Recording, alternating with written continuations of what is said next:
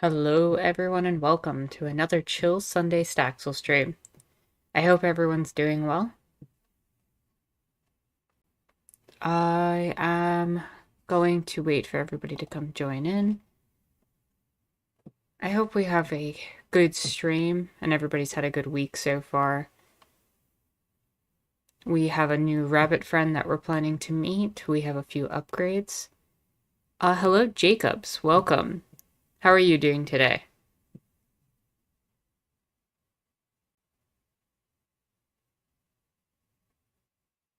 Is there a certain Duke in chat?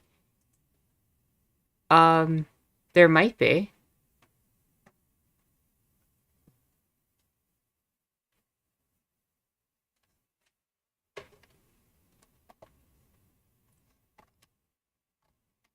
Sometimes we do get a Duke in chat.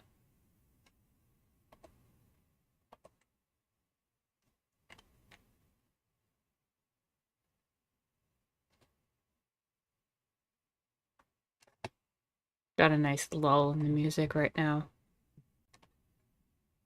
Let's see.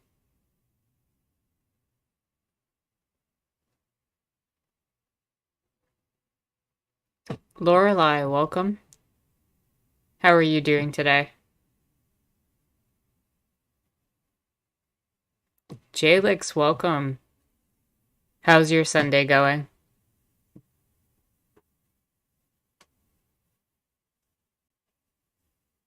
Greetings, Em.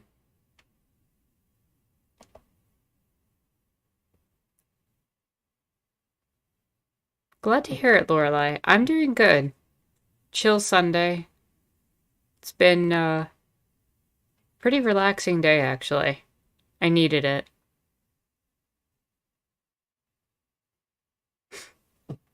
Jacob says I'm playing WoW and wanted some background stuff. A friend recommended the stream. I'm grateful that your friend recommended the stream.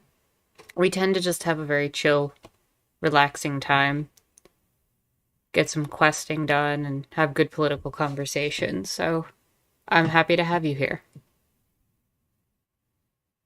Oh, what did you find out, Jalix?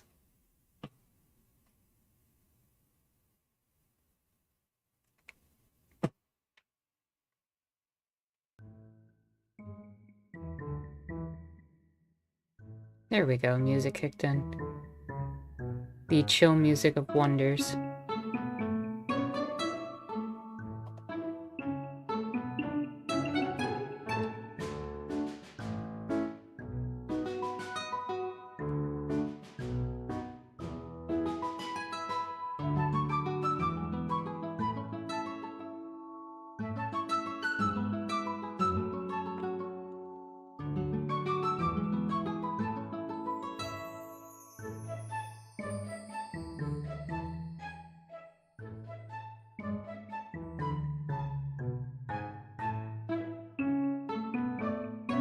Are you weird for calling yourself an anarchist but being uncertain of whether it's actually possible, while being pretty firmly a socialist?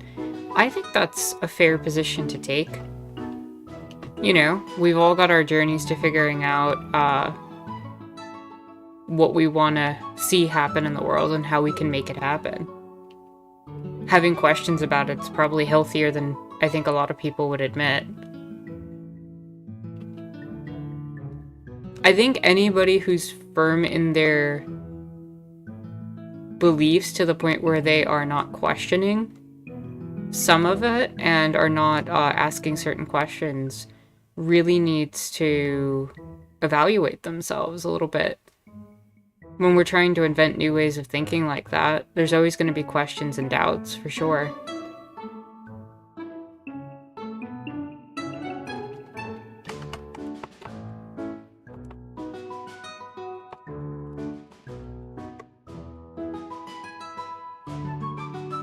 Lorelei, I am really sorry to hear that. Honestly, this whole COVID thing has been a whole to do, and People have just been so quick to accept this new normal, Lorelei, and it's terrifying. Your country has 300,000 deaths. Mine has 500,000 plus now. So really just... I don't know. I don't know what they're hoping for. I just wish we could do more for our own our own communities and everything.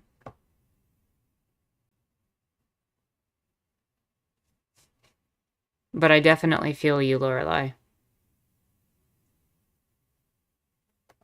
Yeah, I feel you also, and like Em said, with the suffering. Like, it just... There's so much loss, so much everything. Greetings, Duke. Welcome. I'm just gonna give people like another minute or two to trickle in to the stream. I'm happy to have you all here, and then we'll get into things. Let's see, what did Jacob say? I do think anarchism is good, but I have doubts it's actually possible, so in practice I'm probably more of a dem sock.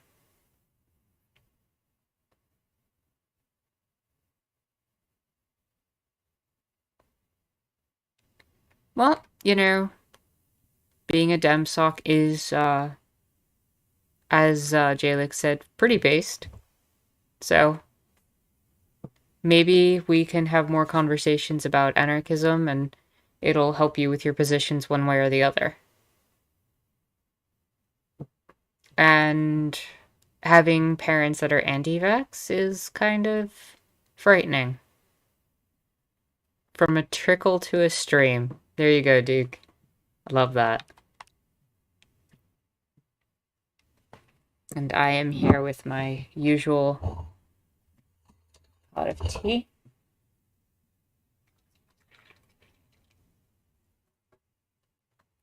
Just get my cup going. And we can start.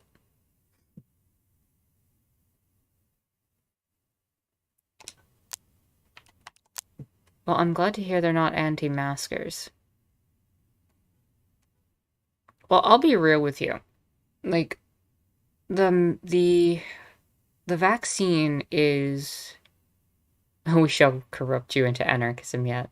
The vaccine has been something that we've had to rush out based on like needing to get this RNA vaccine out for like a year, right? Like we needed to get it out. So there's every possibility that it's not 100%. There's every possibility that there's going to be allergies and complications that come with it in certain times. So that is something to consider, but the cost of not getting it, I think, is way higher than the cost of... Sorry, the cost of not getting it is much higher than the cost of getting it. There's enough evidence to show that it works. And, you know, we'd love to have our 10-year gold standard of, you know, the vaccine being tested. But at the end of the day...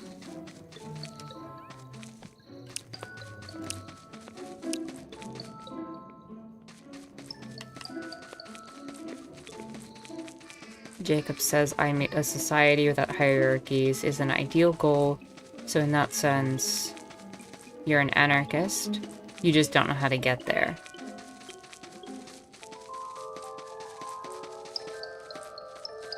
A lot of their anxieties are based on fake news or isolated incidents.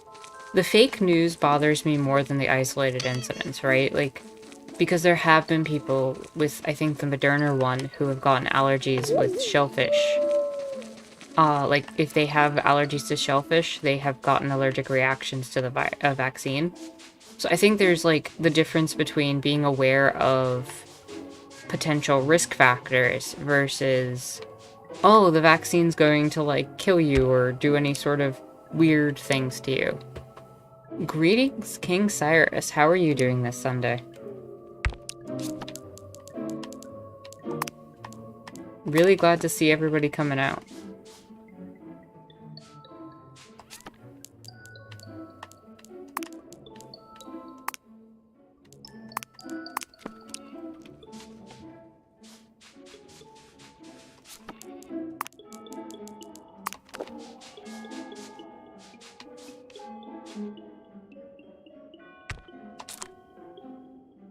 Oh, I'm really sorry to hear that, King Cyrus.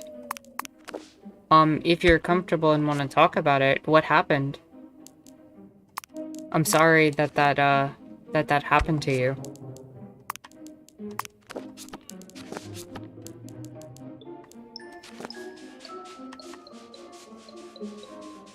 I'm glad to hear that.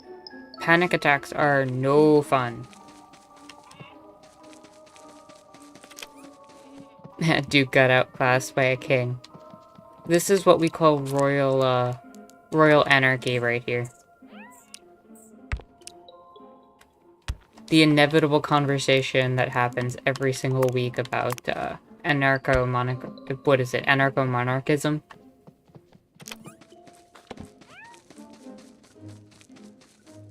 Where's Base Cat? I hear Base Cat. There you are.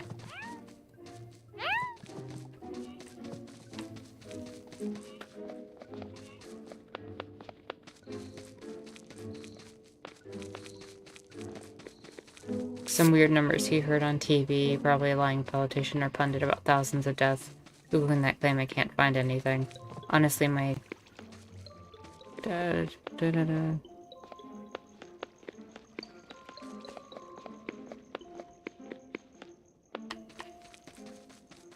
Yeah, a lot of those are exaggerated.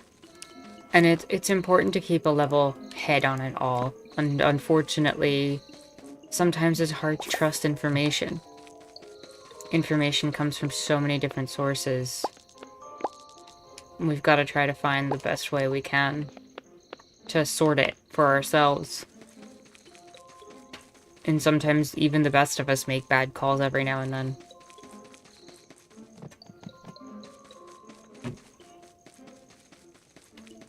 You know what, King Cyrus? Sometimes those things just happen, and I'm just glad you were with someone who cares about you when it happened, because I feel like that makes it a lot easier to go through. Where is my hammer? I'm so used to it being black, because I upgraded it last time. It's pink now. I'm like, what? Also, we are about to meet our new rabbit friend. Who's excited? Rabbit time. Bun Bun! We have Celia the Bun Bun.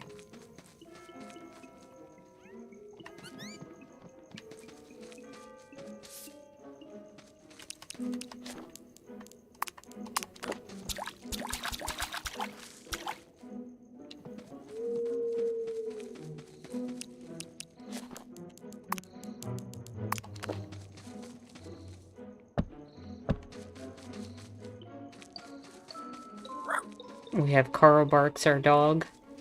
Puck. Our little hedgehog. I don't know where Blabber is. I don't know how Wing keeps getting out. But, you know. That happens. Here's our, symbolism towards, the death of something. All our other animal friends.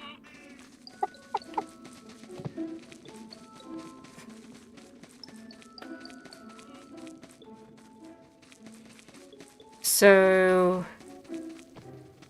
what's my take on how Vietnam has handled the pandemic? I hear good things about them, but also have inherent distrust towards quote-unquote socialist governments, or any government really.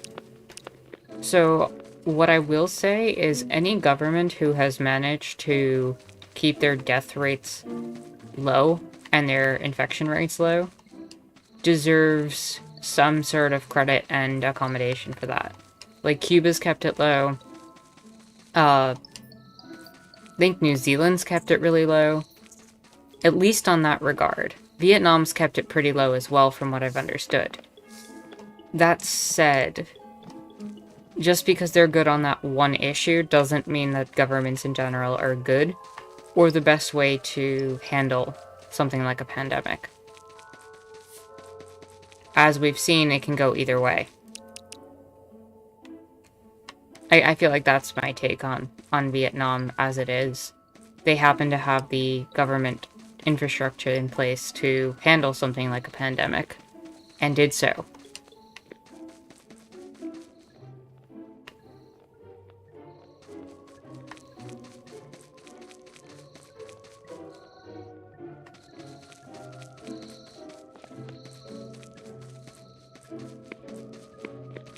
Jalix says people like American Johnson or non-complete has been pushing that hard. In what regard, Jalix?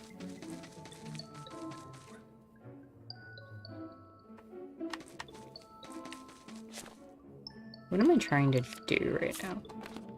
Let's see, I should gift Farm Fan some stuff. I'm still trying to make Tomty's flute. Where is Farm Fan? In her house. There we go.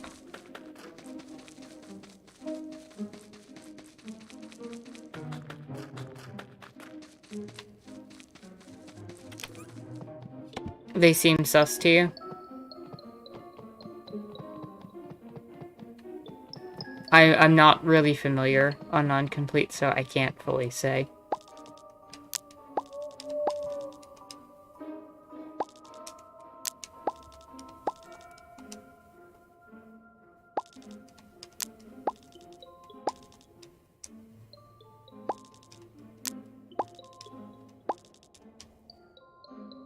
I mean, that's a good point, Duke.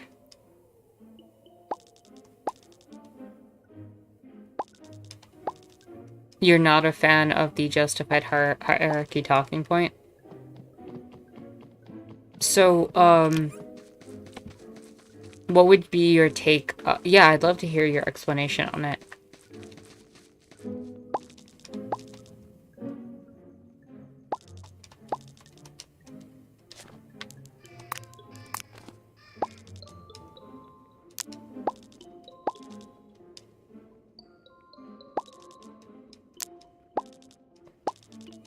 I'm assuming Jacobs is saying that, they are not in favor of, the concept of a justified hierarchy.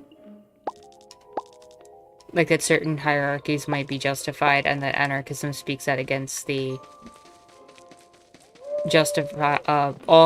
it's a question of whether or not anarchists deal with justified hierarchies or all hierarchies.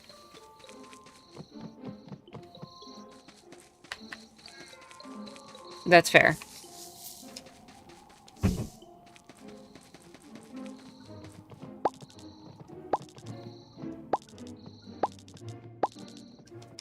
Okay, Tomty, I need to get that for you. I can give Elisa this. Mark, welcome to the stream. Thank you for the love for the channel and for what I do. I'm grateful to have people who enjoy my content. How are you doing this Sunday?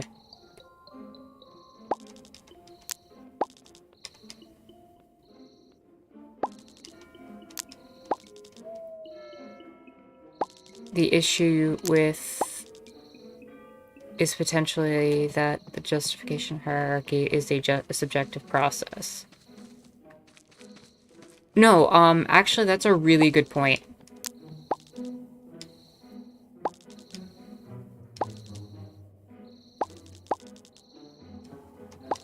How about you start with a quick survey of the island?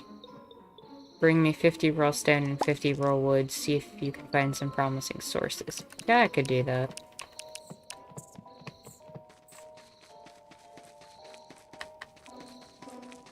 You're doing well. That's good to hear. I'm doing well. Just having a political conversation, talking. I've had a chill day.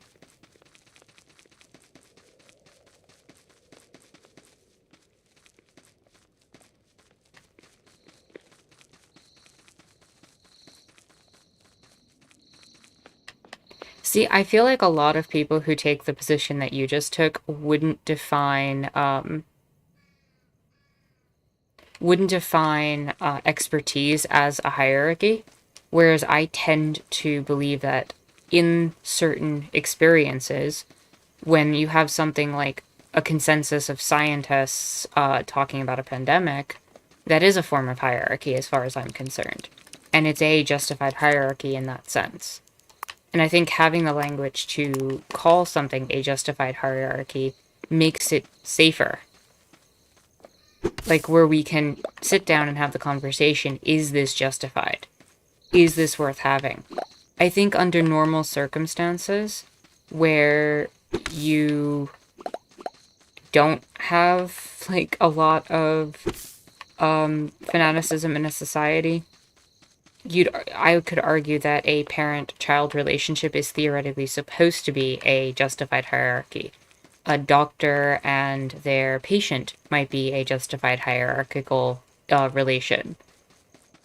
But the thing is, what I tend to go to is the idea that these positions of power that we grant people in moments should be momentary and should be quickly removed. Like, the doctor and the patient are hierarchical when you're in the doctor's office. But when the second you leave the office, there should be no more hierarchy. Then you can just become people in every other context, right? So I think it's a matter of creating the timing around when that person has any sort of authority or power. Like, during a pandemic, I'd rather it be run by scientists than politicians, for sure. And M, I hope you enjoy your crafting while you watch the stream.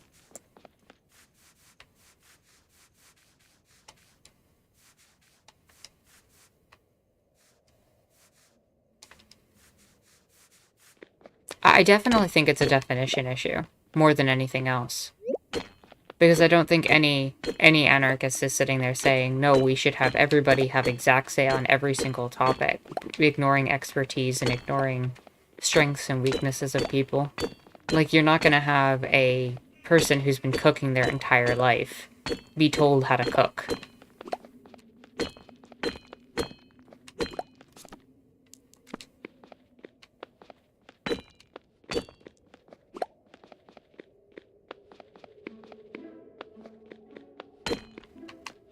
You don't think the doctor-patient relationship is a hierarchy since the doctor can't force you or coerce you into treatment. I would say that their expertise on the topic influences your decision-making process. If a doctor says, I think this medication would work, I would trust that more than I would, say, a random person that doesn't know anything about medicine.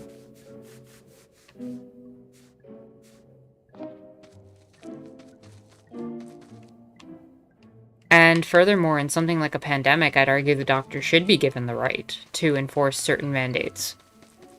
An epidemiologist, for example.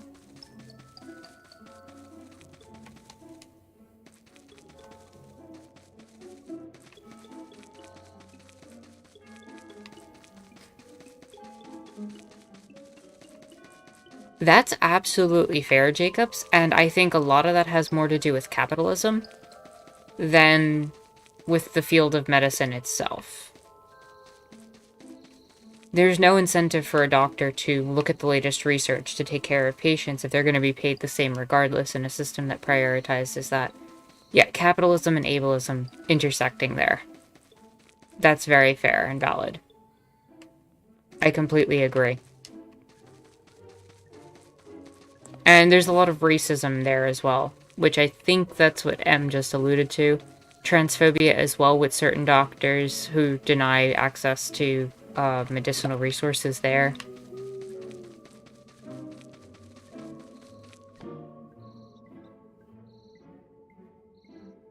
Virologist, man, this pandemic proved you need people to be more educated in that, to be frank. True.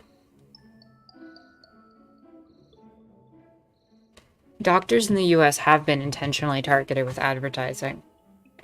And as Jalix pointed out, that's why we have the opioid crisis. But the opioid crisis is also a issue of capitalism. How much can you just drug people up to keep them going? Your brother's a doctor and he lies to you all the time. That's fair.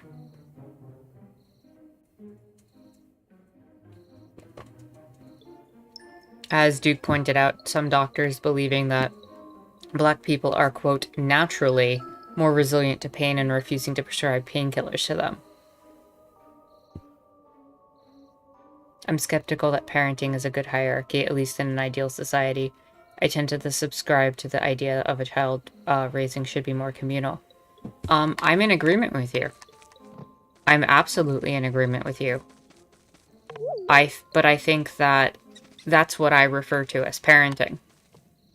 The idea that a child would find mentors within the community, guardians who they would adopt within their own right to help raise them and assist in that process. I don't think parent has to be just blood.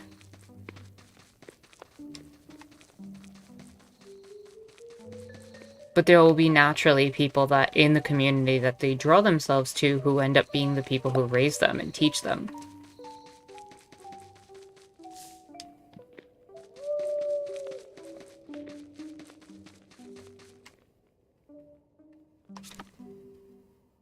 Let's see. I gifted you. I gifted you. We should go visit the mushroom.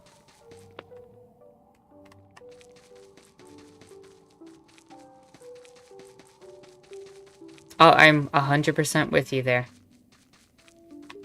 I think the nuclear family is a straight-up Western convention. And I'm not even inclined to say what a family should look like or how it should manifest. Just that the idea of having some sort of guardian for a child is probably a net good.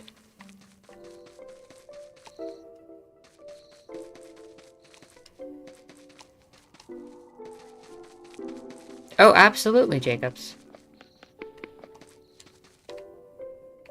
That's why I was saying at the beginning that in our society, it's certainly problematic in certain moments.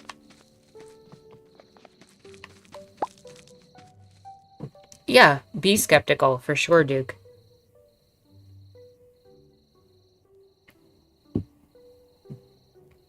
I am a huge proponent of the Declaration of the Rights of Children as a good start point for the conversation for what we should be doing, and the fact that the US, for example, has not ratified that is extremely problematic.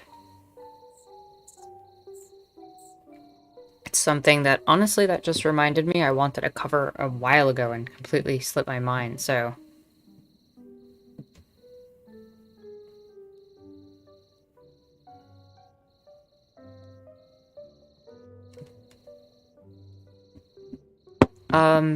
I cannot link to it in chat.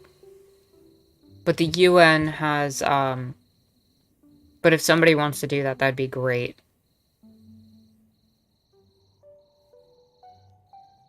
But the UN has the Declaration of the Rights of Children, which is just a series of points of talking about how children deserve rights and perspectives of personhood.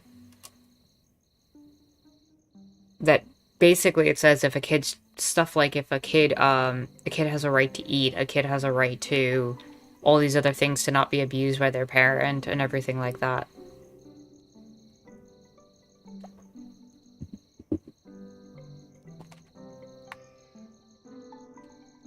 And to respond to what you said, Duke, about conversations being, with a doctor being like a conversation, that's absolutely true. But I still think that in the nature of them having an expertise, that still puts them in a position of power over me, because they can inform me more than I am able to get elsewhere. And anytime there's a position of power and authority that exists, yes, we should question it.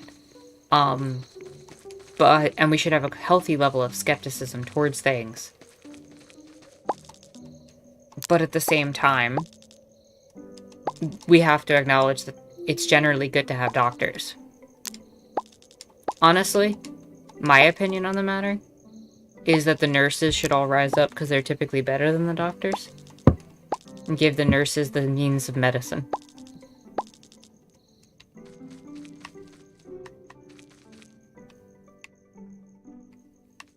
Nurses tend to be the ones dealing more directly with their patients in general than doctors.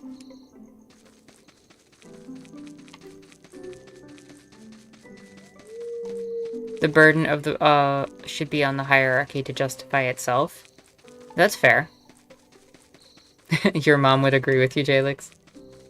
I think most nurses would certainly agree with you. Doctors can often get lost in their research to the point where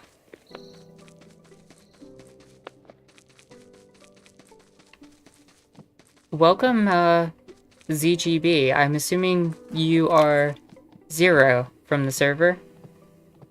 From the Discord?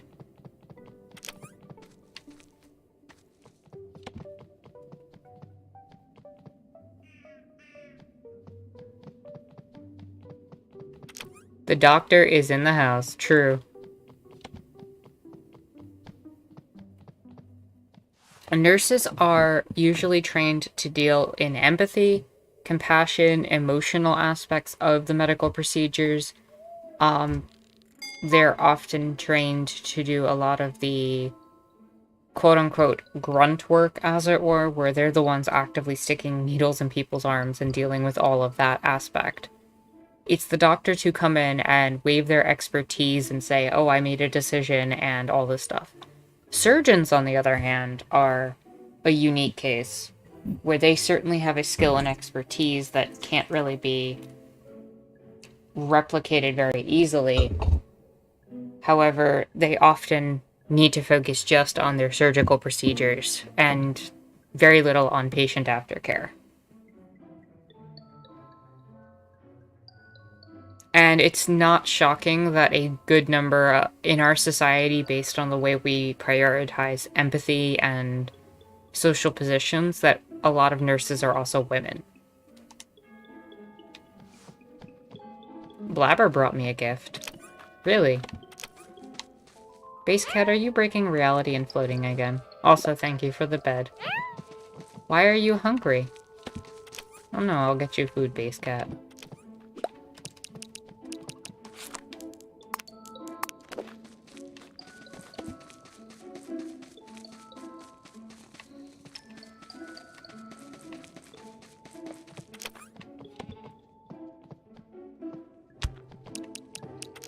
How are these crops going?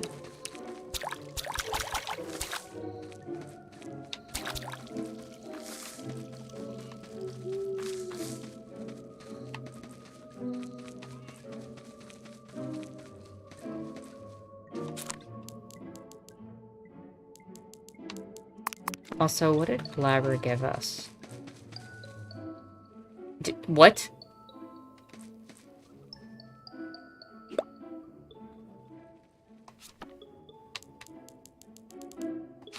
Blabber just brought me a dress. Where did you get this, Blabber? I'm gonna wear the dress. It's actually a really nice dress.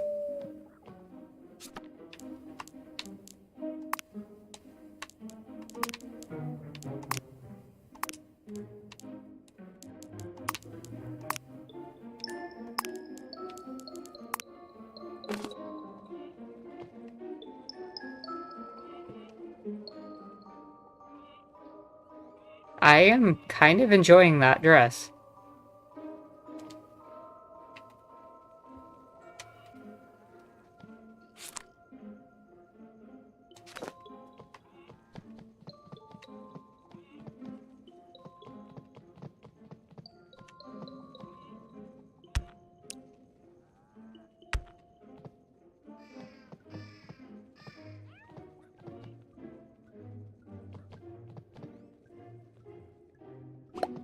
Let's switch to these then. Because that'll look better than the purple ones.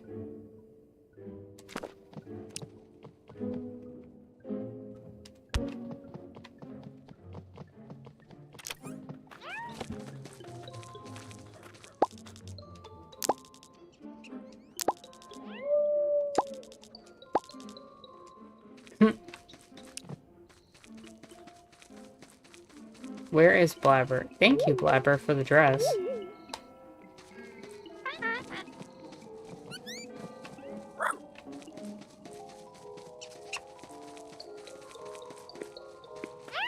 There we go. And where's our bunny friend?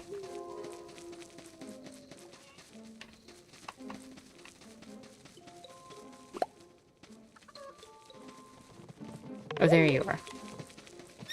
Aw, they're all here. Celia Lip Labyrinth.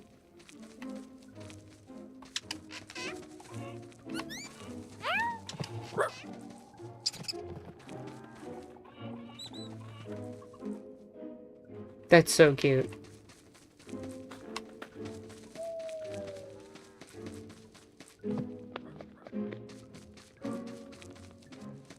And as we all know, Base Cat gazes upon us all with her eye of power and truth.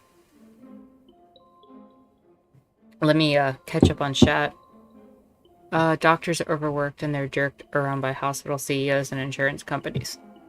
That is true. But I'm also aware of private practice doctors who are...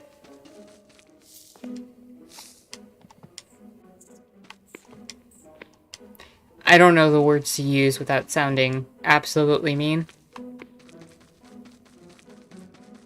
Everything is a problem of capitalism. True. It is the eye of Sauron, but nice. I will show it off again in a second.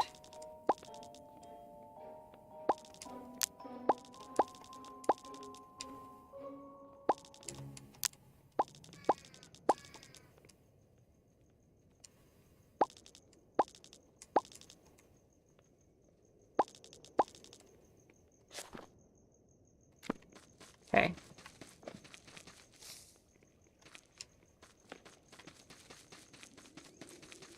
Next time you stub your toe, you'll blame capitalism. Where's my bionic feet? So yes, the eye of Base Cat looks upon us, because Base Cat over here, this little kitty over here, has control of all of the universe and allows us to live and exist. Without Base Cat, there would be no existence. This is a truly justified hierarchy. Base Cat is a fourth-dimensional eldritch being and is connected to the top of this tower, and she views all. This could be an alternate universe Mordor. I am, after all, an elf. You can't really see the ears under the hat, but...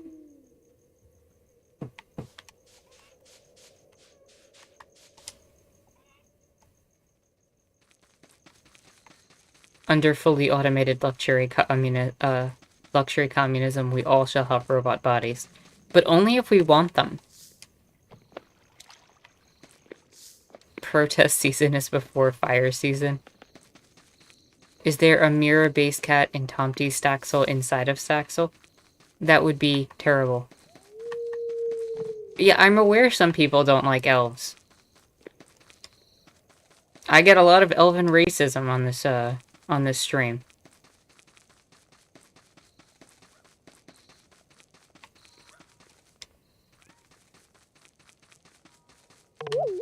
I'm mostly joking, but like, you know, there's some people who don't want me to wear my ears proudly on this stream.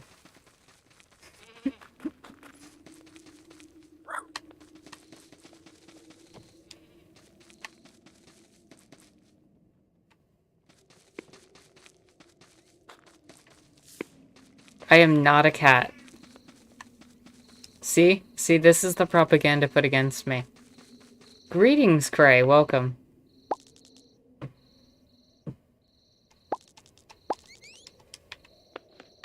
Hey, Hey, Hazel. Where's the other one? Aren't you supposed to have two?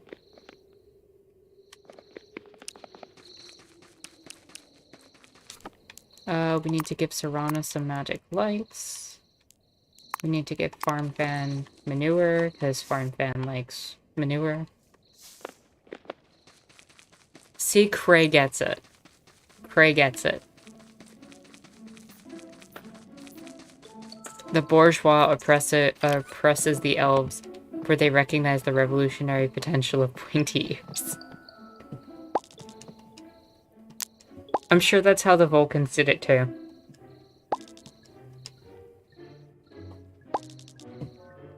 Pointy ears provide revolutionary potential. It's a true statement. This is a wonderful island, right? Do you think you're ready for the ultimate test? Ooh, what's my ultimate test? At some point, everyone just has to go through this to prove just about how much they know about the island. Before you arrived, I hid 13 bobbleheads around the village. If you can find them all and show them to me, I'll acknowledge that you know the village like the back of your hand. It doesn't matter what order you bring them in, just head out and find them.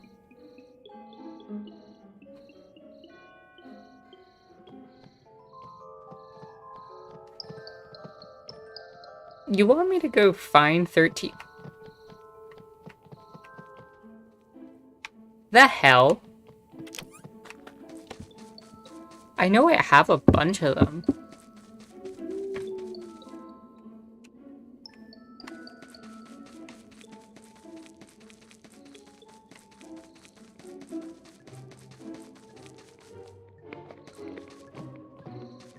But like...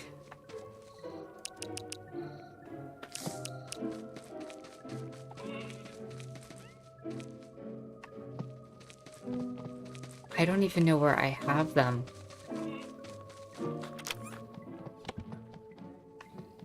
It's not those bobbleheads. Okay, here's one.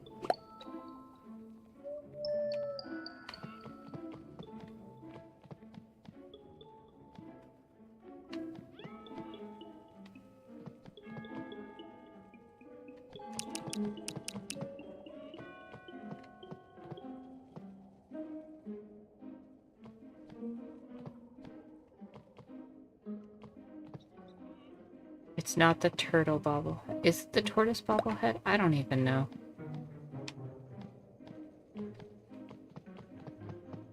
Can elf ears be used as a throwing weapon? I haven't tried it.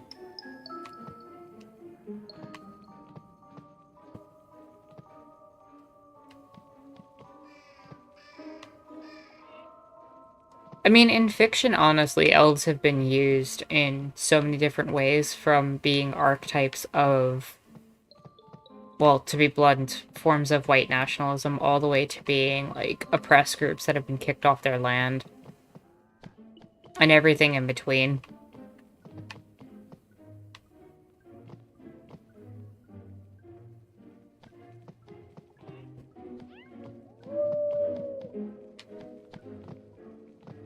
Greetings, Emma.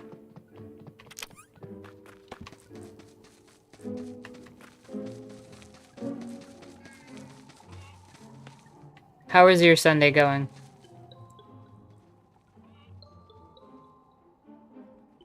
Including factory workers for Santa. True.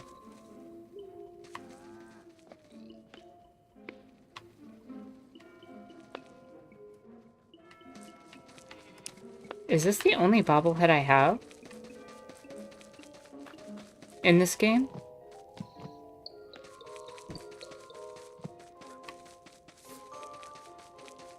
Only if an elf wants to Van Gogh themselves.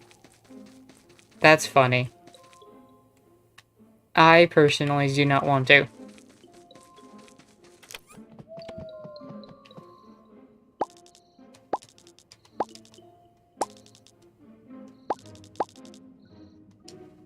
$12 bobbleheads to go. Does the turtle count? No, the turtle doesn't count. The true anarcho-monarchy is Wakanda.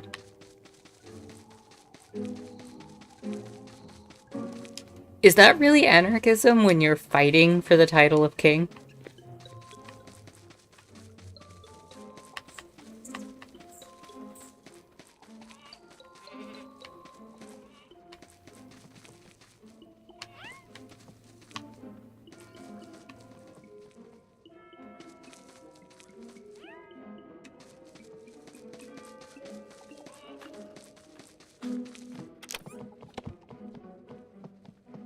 You feel surrounded by chuds. That sucks.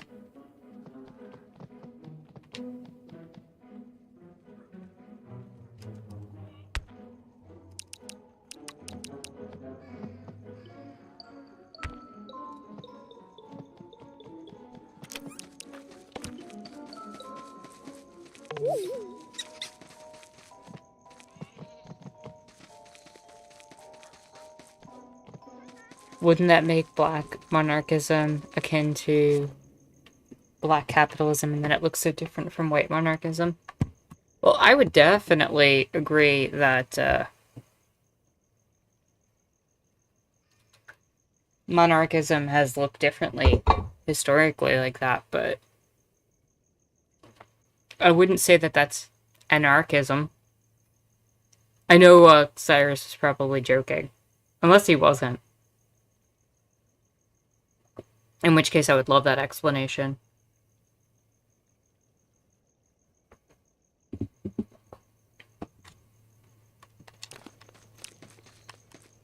One of the things the internet has generally provided us is the ability to do that, to, rid ourselves of the chuds around us for a little bit and join like-minded people in conversation. Wakanda in the beginning of the movie is super isolationist, though it ends up with them opening relations to the rest of the world. Well, there's no reason an anarchist society has to be theoretically open to the rest of the world.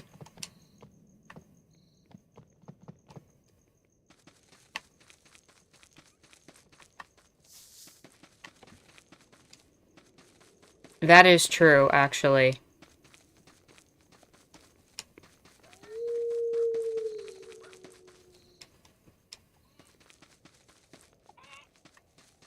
You have a coworker from Vermont that knew both groups. Dude unironically believes in horseshoe theory.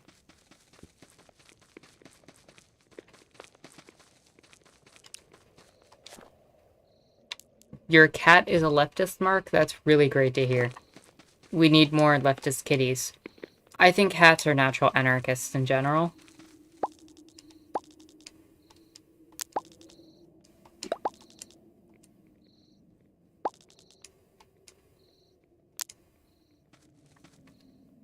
Pink letter to Rhea. Okay.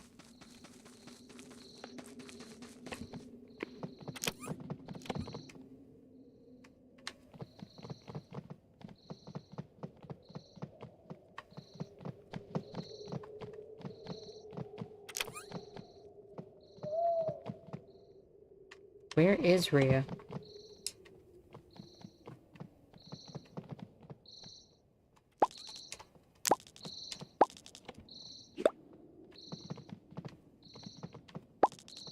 Maybe it's just the atmosphere getting to me, but I swear I just saw my doppelganger spooking me. True.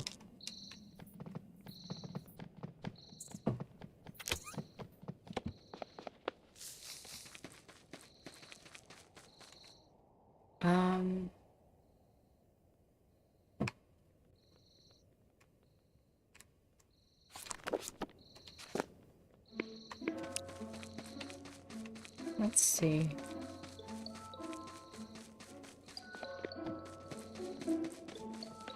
I wanted to talk to you.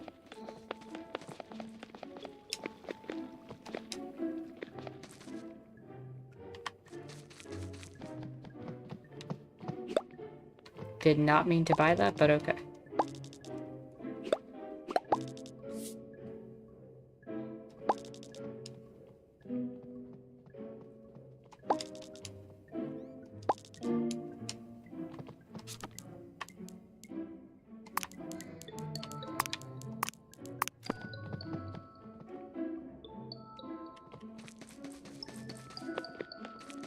Wait, what do you want me to do? You want me to put these signs somewhere? Oh, I see.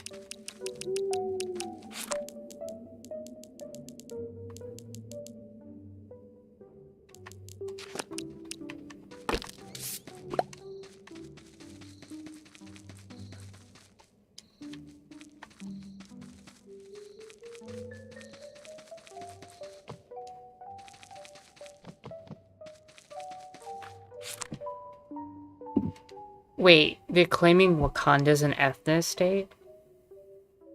In what reality?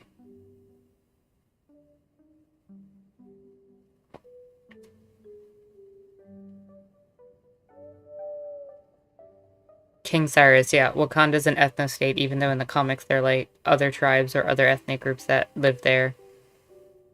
Yeah, the movies even mention that there's multiple groups living there.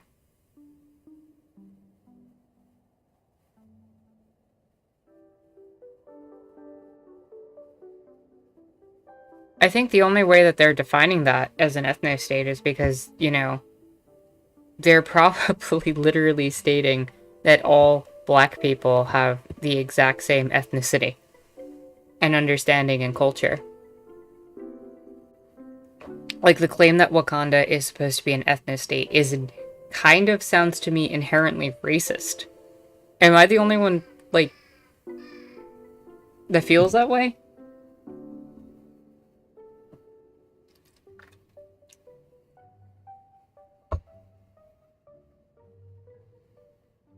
The idea of white nationalism is not only unethical and false, it also kind of offensive to, quote, white cultures. Yeah.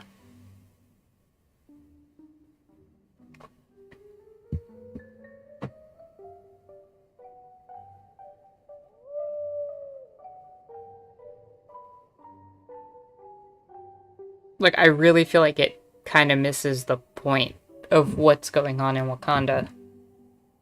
It's kind of like the people I've come across who think Africa's a country and not a continent and don't know the difference. And think that Africa's a monolith in terms of ideas and understandings, and it's like, do you not understand that, say, West Africa and South Africa are two vastly different areas with vastly different perspectives on the world? With vastly different histories? Of what even is a white person? Race and ethnicity means whatever they want it to mean at the time. That's true, Emma.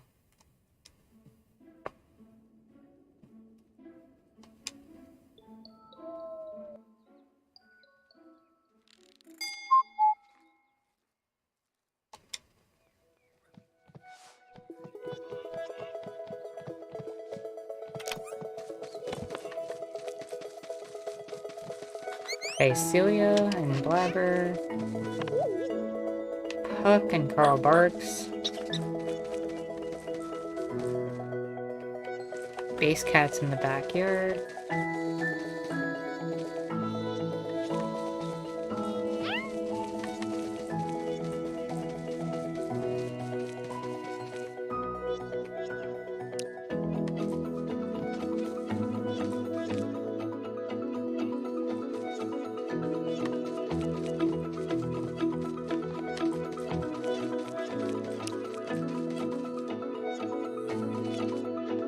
There's that mountain over there. That'll be easy to do this quest. Also, might as well talk to our mushroom friend while we are here.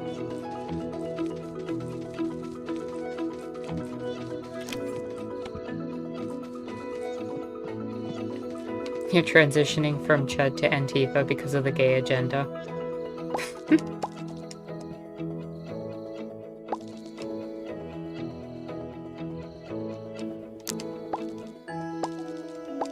The CEO of Antifa.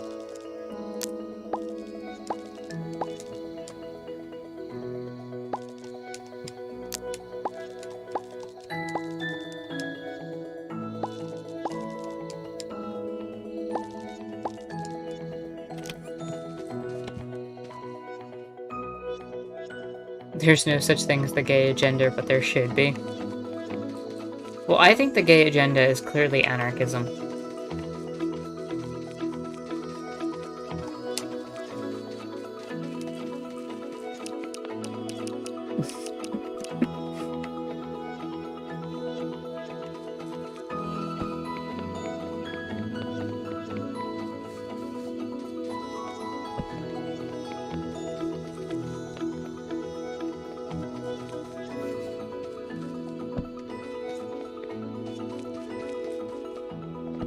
That works. And now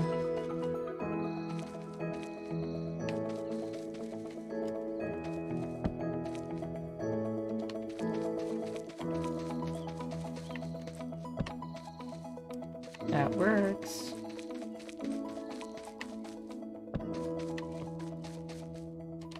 Cool.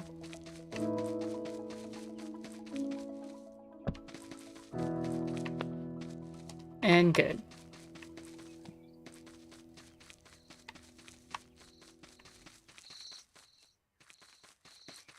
I think I vaguely remember hearing a story that, like, the first cowboy was actually, at least American cowboy was black, and that was actually, like, erased from history for a long time.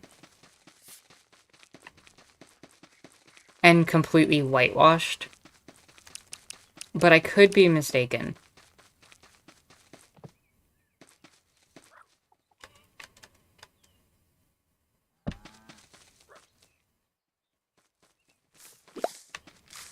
Yes, we have our purple nettle. We have the purple nettle. We can make the flute. Flute, flute, flute. 5 purple nettle, an acorn, and 2 fine birch. And that needs to be...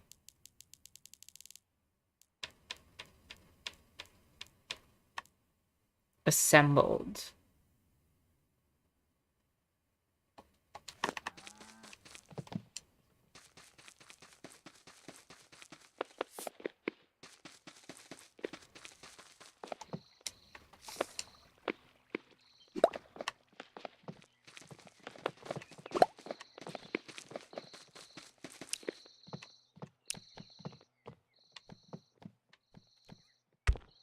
Okay, we've got that. We've got the birch, and we've got an acorn. We have the flute. Now we give the flute to Tomty.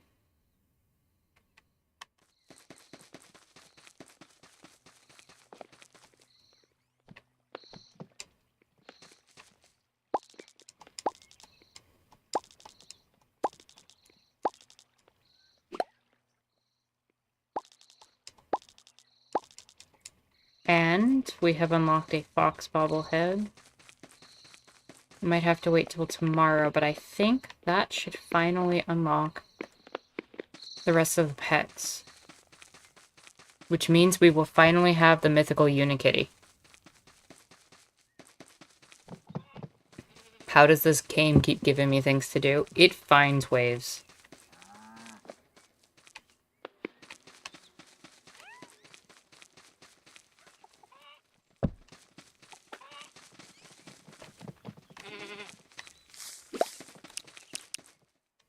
Where's Serana at? She's over there.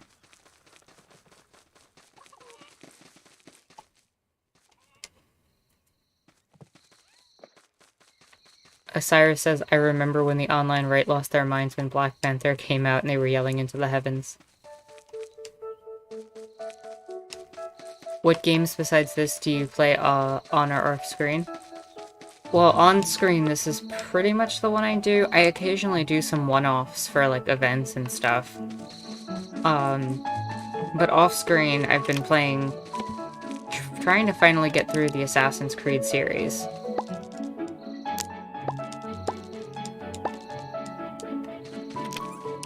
What else? I like to play a lot of, like, Metroidvania-type games.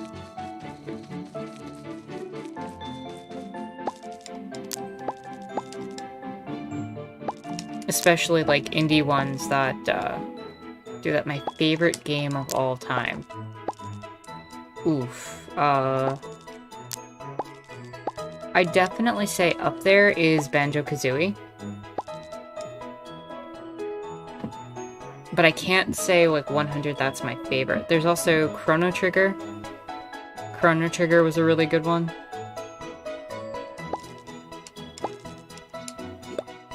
Final Fantasy X is definitely up there.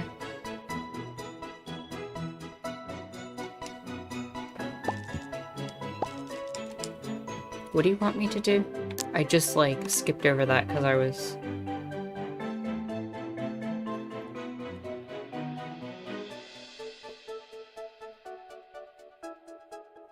Serrano wants her house expanded.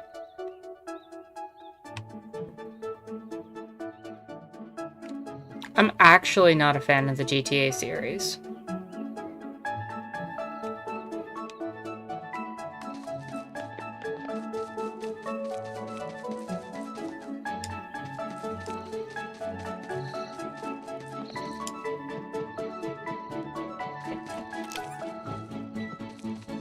You want me to expand your house. What does that require? A table, a lamp, a chair, a sofa, 3 herb racks, 2 magic potions, 2 mushroom baskets, 3 potion shelves. Greetings, Jay. Welcome.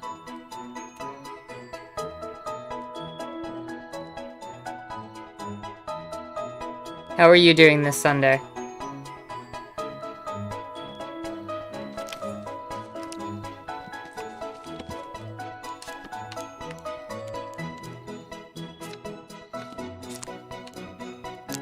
Let's see, herb rack.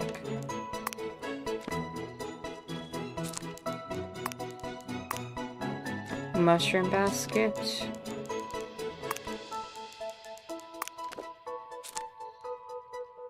Glad to hear it, Jay. Potion shelf. And magic potions. How do I make any of those things? Lumber, nails, green leaf, and red petal. That's easy. How many of those do I need? 3. Okay.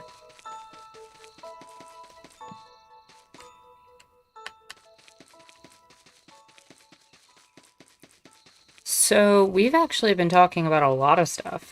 Pandemic, to Wakanda, to all sorts of other stuff.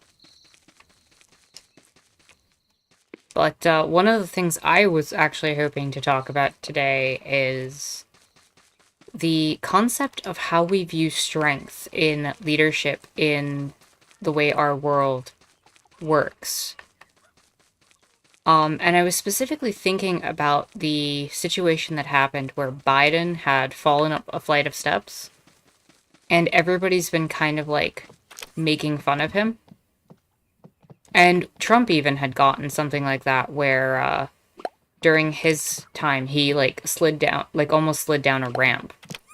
And the way that they both responded was this incessant perspective of like trying to make it look normal, like they didn't have something go wrong, and it was just this display of strength that they're supposed to like put out there. But it's so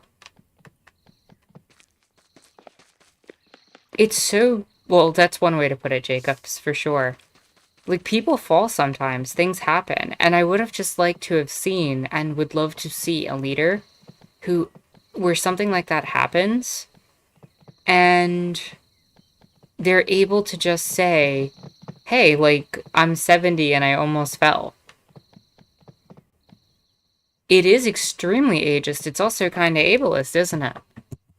The idea that we're supposed to have this, like, strength in ourselves. And it's something that FDR used to have to cover up also when he had his polio. When he was in a wheelchair. He used to sit there and say, like, oh yeah, I'm just sitting and we're having a fireside chat, and he would pretend it. But who hasn't tripped? Who hasn't, like, had an issue like that? And why do we exist in such a society that, you know, being flawless is considered strength? It's considered good.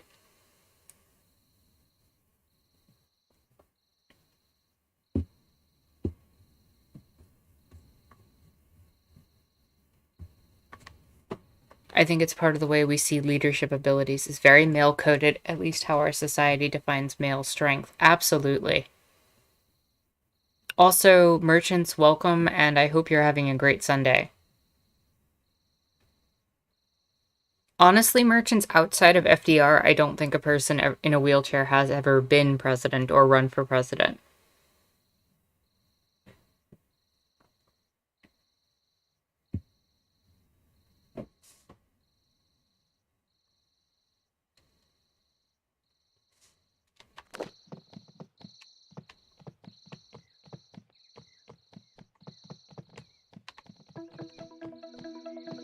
And that's a kind of a good point. Like, what is flawless even supposed to mean? Like, what is this definition of perspective and strength that they're trying to appeal to?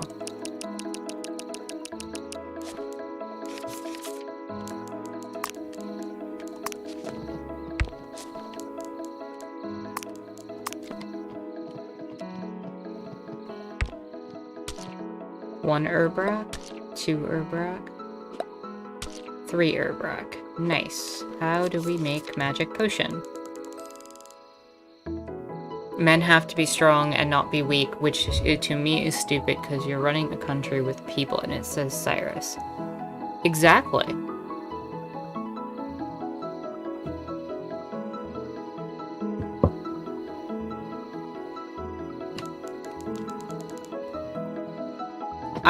I just want to point out, what cook has not burned themselves?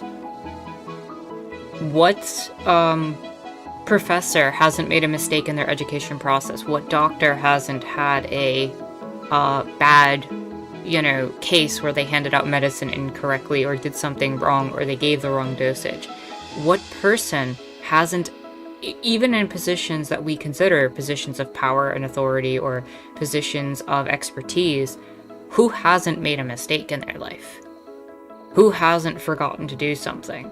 Who hasn't, tripped? Who hasn't gone through these little human things? Who hasn't had a bad take from time to time in their lives? Or misunderstood something or misrepresented something? He tried to catch himself and ended up making it worse. I think what's bothering me, honestly, about it is also how badly people are making fun of them. Biden and Trump literally talked about how they could beat each other up during the Democratic primary. Macho posturing about strength seems very American in politics. Emma, I do have to point that out. There's literally an understanding in US politics that goes all the way back to, well, probably way further back than this, but we can identify it around the time of JFK and LBJ, where basically there's this idea that we need to, be overtly masculine in our politics. And a lot of the language, if you pay attention to it, around the US politics in certain regions is weirdly masculine in terms of its the positioning of strength that it tries to use and the position of dominance it tries to assert. Stereotypically masculine, and even the language is done in this weird sexualized way where the idea of, quote, pulling out of a country is considered unmanly and not strong. Not that, men have a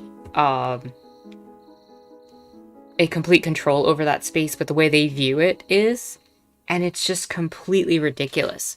This type of language was used in Vietnam in terms of strength and everything else. And it's why do we need to posture there?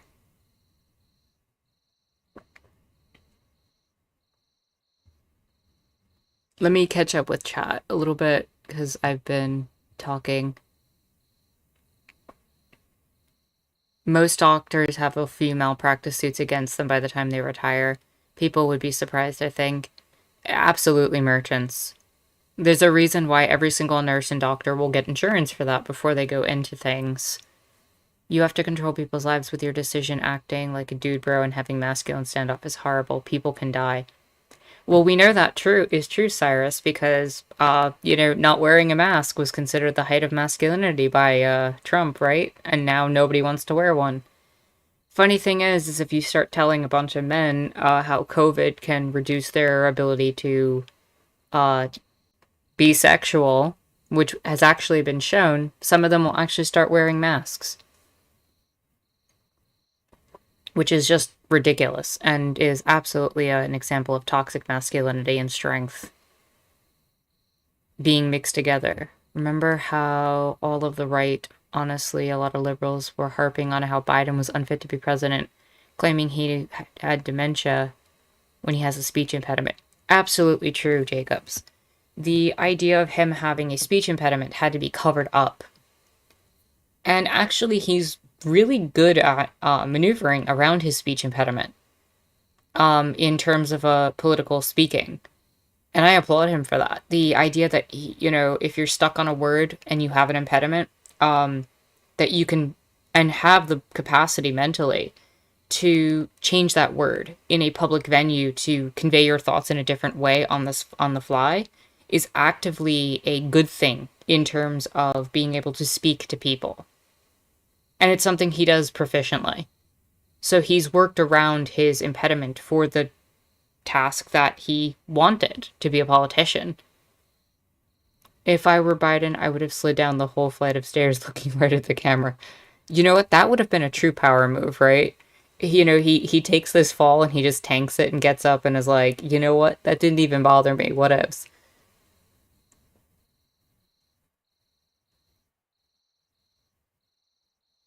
Let's see what else. There's a George Carlin skit about how strangely male-centered war is, joking about how missiles and projectiles all look phallic. Actually, you say that's not the intent, but there's enough language codified in Cold War politics about the way that the Soviet Union and communism were being analyzed, as well as countries like Vietnam and North Korea and a lot of other places, about how the US was going to basically dominate them in these very phallic masculine terms. And it was absolutely ridiculous. If you ever study any of the theory behind it and the policy that the CIA, FBI, and the president would go into in terms of their language, especially the LBJ president, the language is extremely sexualized.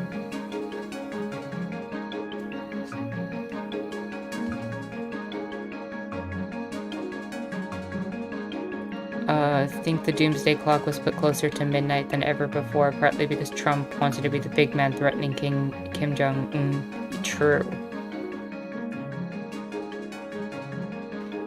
Didn't King George the Sixth have a lot of problems but managed to pull through? Potentially, yeah.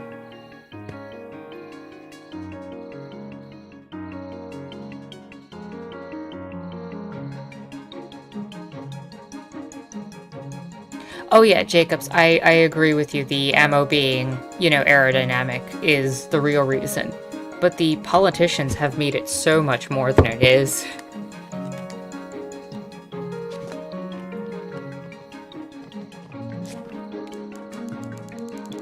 And I think I'm caught up with chat for the most part. If I missed any comment that you want me to read and whatever, and I didn't read your thing, just re-put it and I'll get to it. I just wanted to make sure I tried to get through everybody.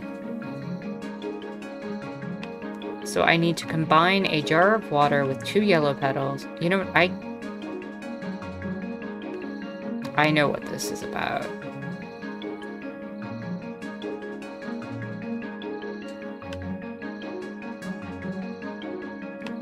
Combine the...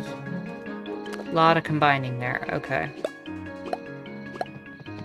So I need a bunch of jars of water.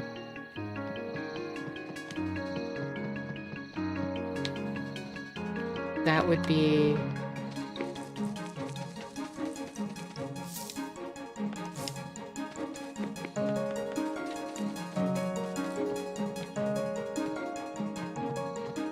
I think if George Carlin came out today, he'd probably be even funnier than he was when he came out.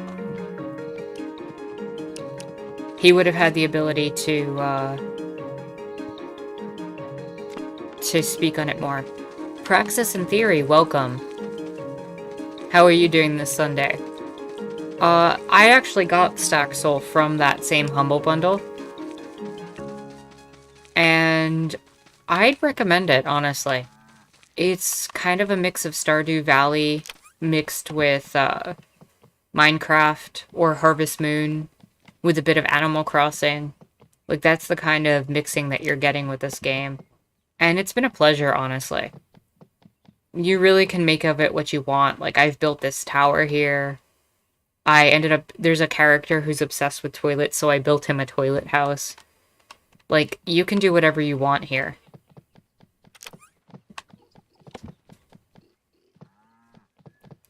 A lot of right-wing people like to pretend Carlin was one of theirs because of his anti-PC takes, right? Yeah, pretty much.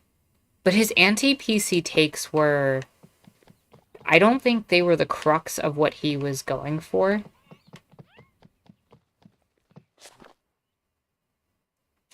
You think George Carlin would have joined the disappointingly long list of comedians that spend too much time talking about cancel culture?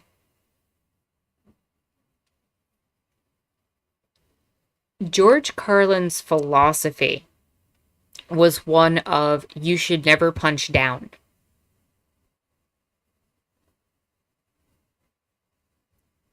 So, like, he in interviews kept saying over and over again, never punch down, never hit the targets that are the weak people in society, never attack marginalized people. Even when he managed to make comedy sometimes that did exactly that. So I think it would have been interesting to see how someone like George Carlin would have reacted to this type of culture. He probably would have had a way of manipulating the conversation about cancel culture in such a way to twist it and make a joke about the way society actively manipulates and cancels people at the bottom rung of society by making a premise and statement about how it is the people who imagine themselves being canceled are actively not. I agree. I tend to believe that he would have gone in that direction. But of course, you know, at the end of the day, we're just putting perspectives on a person who can't really speak for himself at this point anymore.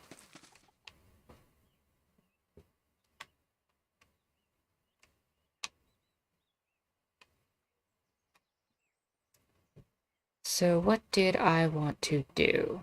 I needed to make the magic potions, so that means combining all these leaves with water.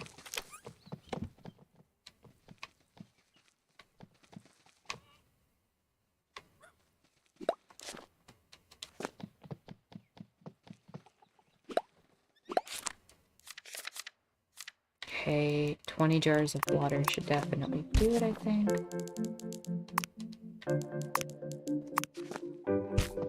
One blue potion, 2 blue potions, 3 blue potions.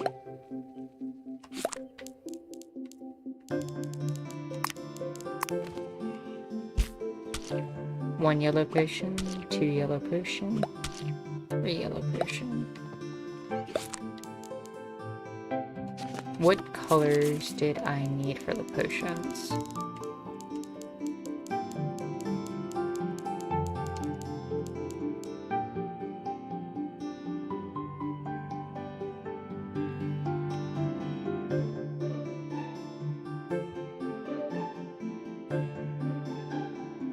Yellow, red, green, blue. Okay.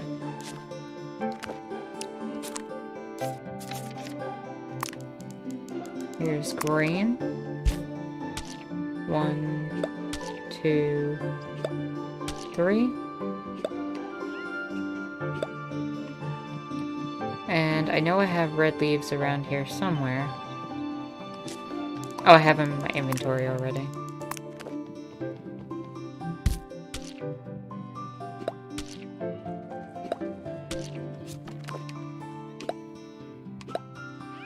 Now I should be able to put the red potion, the blue potion, the yellow potion, and the green potion. Make the mixed potions. And then I combine that with the lumber that I have in the shop.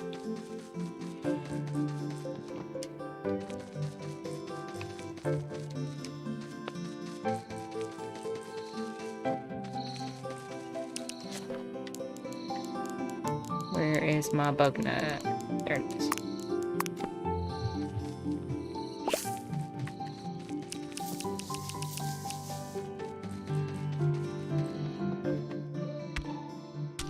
1 magic potion, 2 magic potion, 3 magic potions.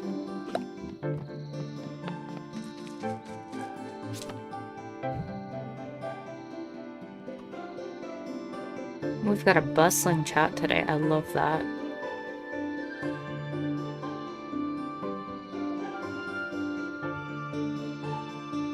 Dave Chappelle had a lot of good comedy about race, and nowadays he's punching down and complaining about cancel culture. True.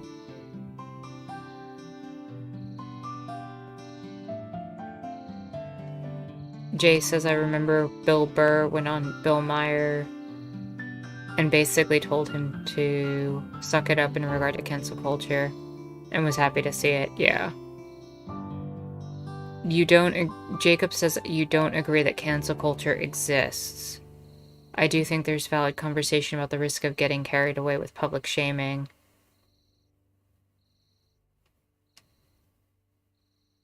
And punishment versus rehabilitation.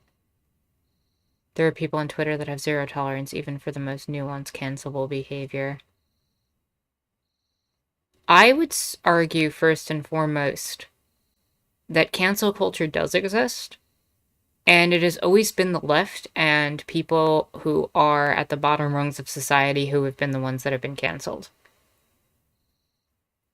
For a good amount of years, it was very easy to see somebody blacklisted or put on like lists that would literally prevent them from being hired for being socialists, for being anarchists, for being, honestly, just for being a person of color sometimes.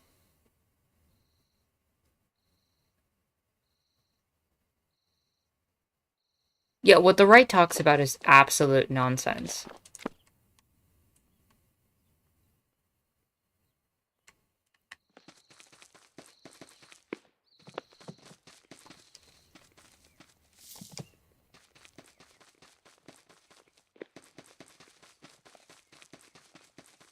The cancel culture helping a person be more popular is all about playing into underdog narratives that people love. Absolutely true. And it's frustrating to me how they've managed to twist a term that otherwise reflects the issues of being powerless in society and has applied it to the powerful.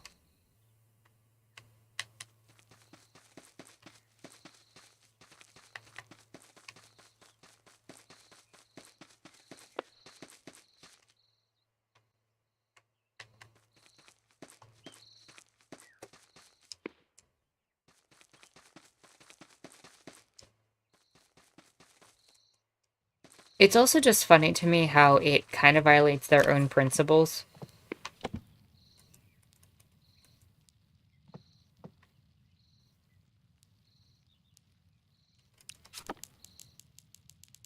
Because if you're not funny, like in capitalism, for example, like why would you be hired as a comedian kind of thing?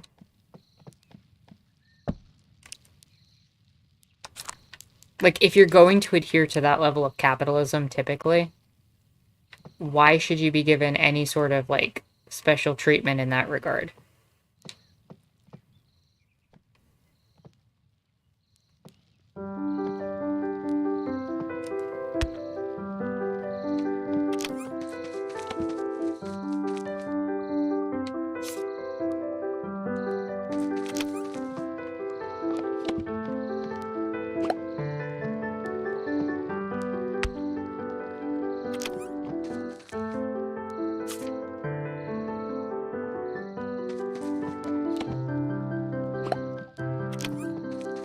Oh wait, it doesn't need to be the magic potion. I need potion shelves. Where are the... How do I make a potion shelf then?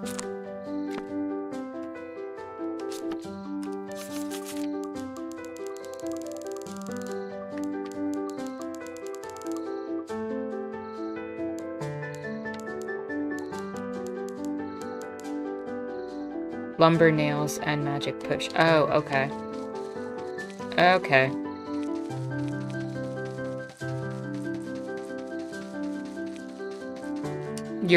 You're a comedian, it's your job to be funny. If the audience isn't liking your humor, maybe rethink your jokes. True.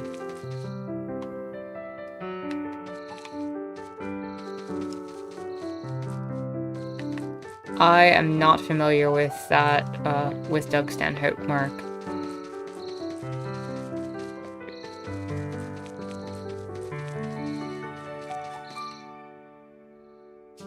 Wait, what is Eminem trying to do?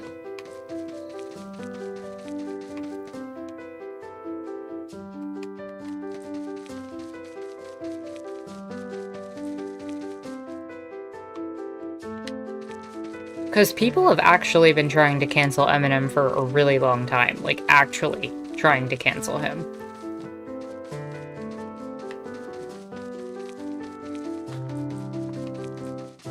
Like, he's been a target from day one.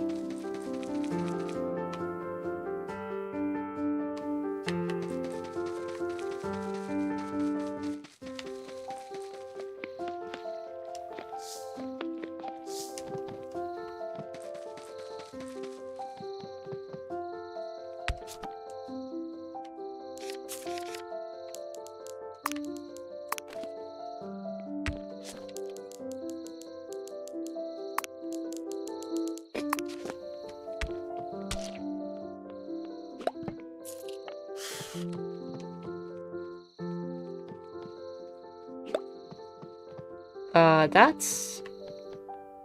What?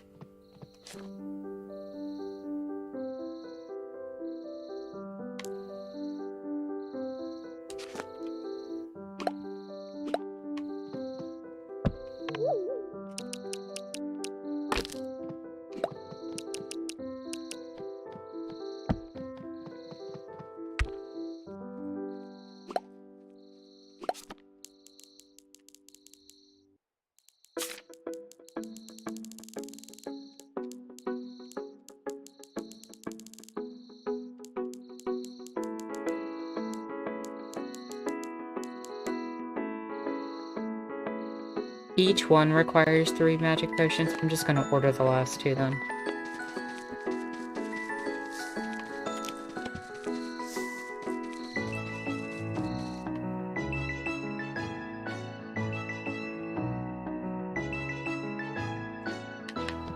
Honestly, calling your audience PC because they wouldn't laugh at your jokes. Like Cray said, that is absolutely lazy in terms of joking. Yeah, let me shame my audience into laughing at my jokes. Ha ha ha, that's so funny.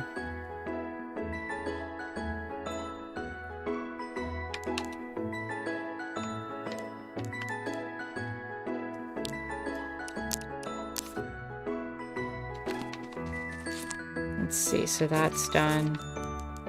What else did I need for that house?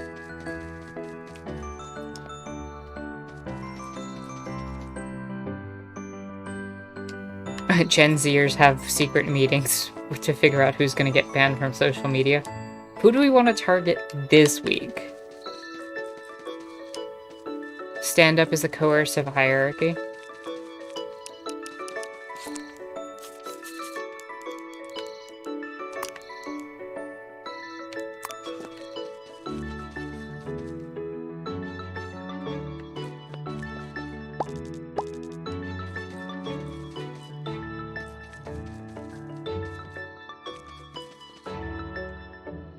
Can't we just decentralize all of the social media?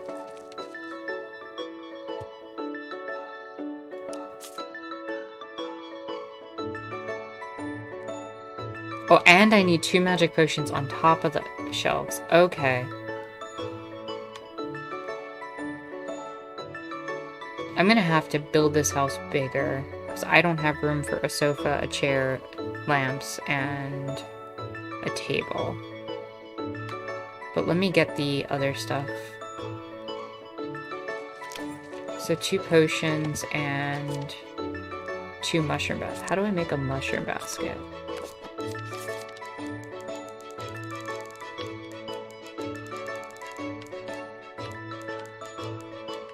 Mushroom basket is 3 ropes, 2 brown mushrooms, a red and white, a mushroom, and a white mushroom.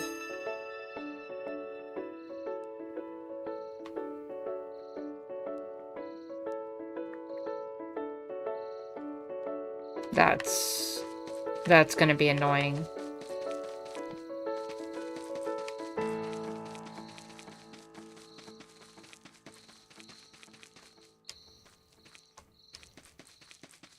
I hope I can just order that. Honestly.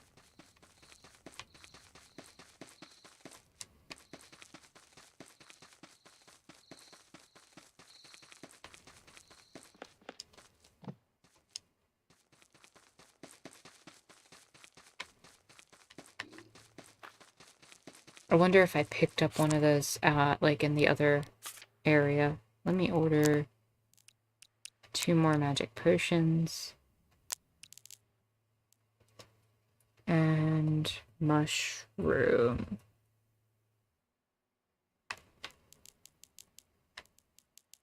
Nope.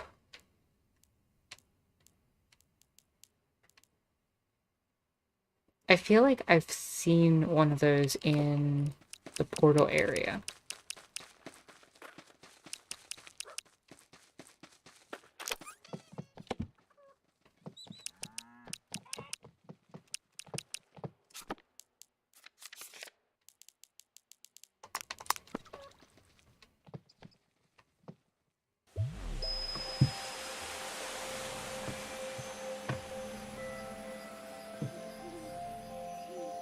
Let's cancel capitalism next. True.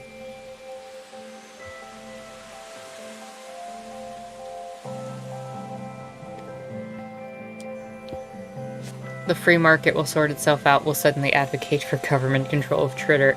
True. Because they got banned for saying the N-word. Yes, the great injustice of not being able to say a single word that might have, you know, historical reasoning behind it. As opposed to seeking out justice for the reasons why you shouldn't be able to say that word.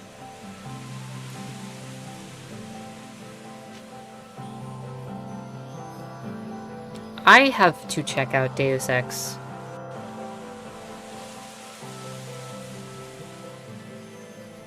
If we keep talking about the N-word, Destiny will suddenly show up on stream somehow.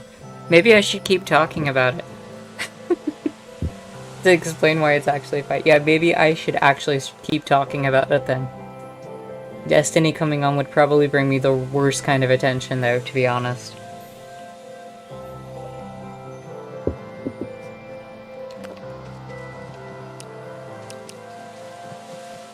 Like, why is it so important?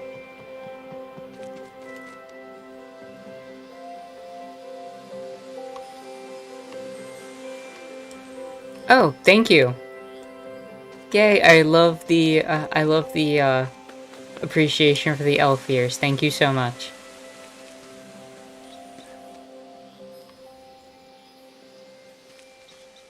What was I doing here? I was trying to see if I could see if there was a mushroom basket somewhere here, because I vaguely remember one being on the island. And if I can pick one up, I can order them. Might have been on this island here.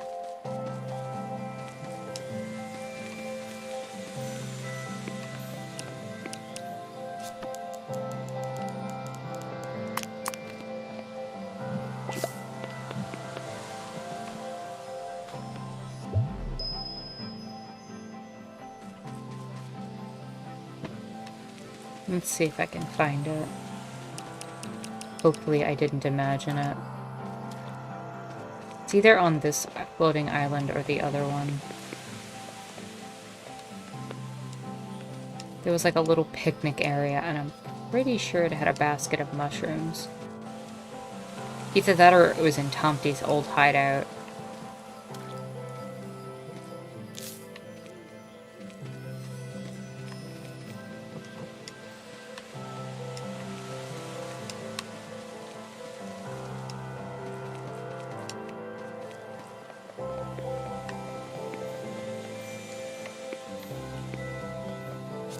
I can check it on the next day then.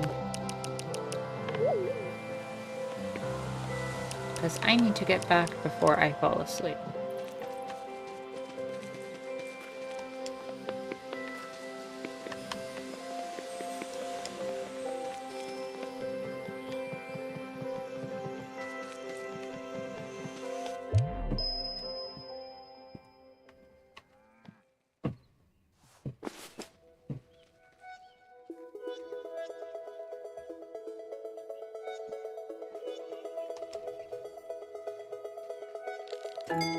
You want to see how Destiny would engage with someone who refuses to debate him? Then get Destiny to talk to me, because I would not be debating him.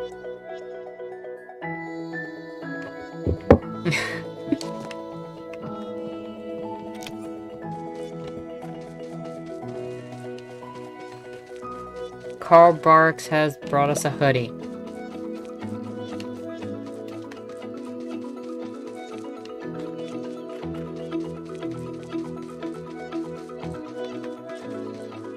What if Destiny and Ben Shapiro are secretly the same person? That would be a terrifying reality to live in.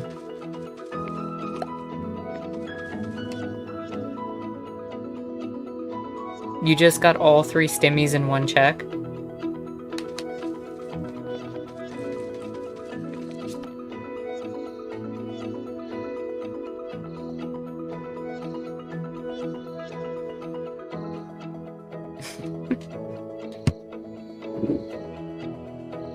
Destiny has a weird thing with consistency, and he wants someone to be able to logically argue why some people can say a word and others can't. I think the issue with consistency in that argument is...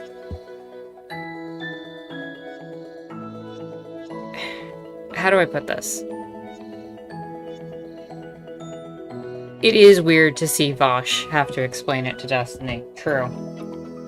I think one of the points of consistency factor is, like, it is pretty consistent.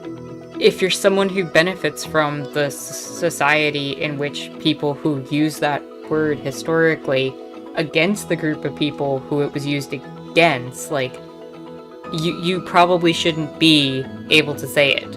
Whereas if you're someone trying to reclaim the word as part of the group who was, you know, it was used against, then it's not. There is actually a distinction there.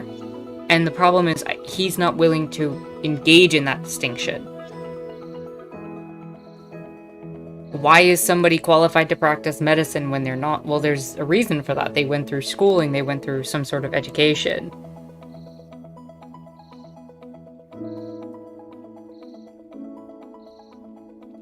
I think the greater question to me is, why would you want to use that word outside of the reclamation process?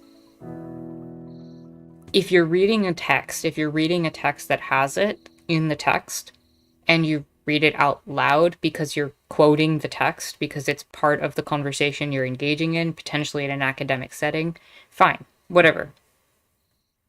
But in everyday usage, what's the point?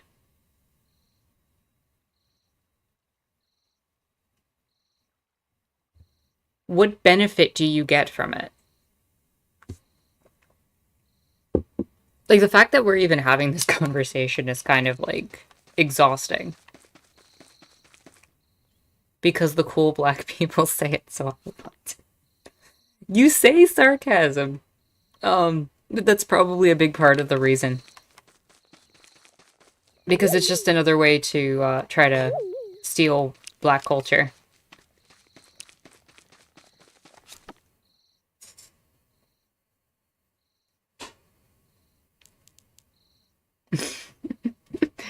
Cray. Yes.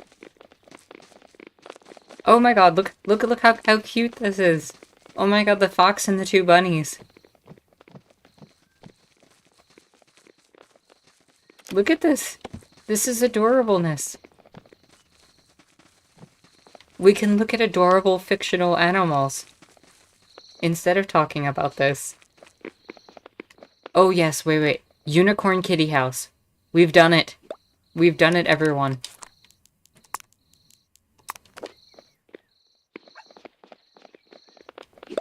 see, we have an igloo also, which I'm assuming is for penguins. We can get a fox for a fox house.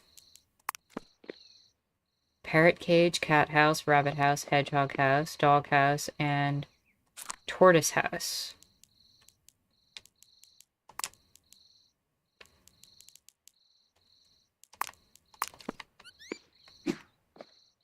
Let's get the tortoise house.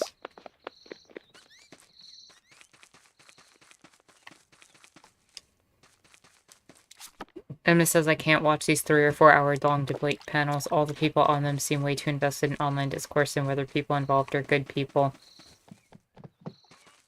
It's exhausting. It is really exhausting, honestly. I don't even blame you for not wanting to watch it.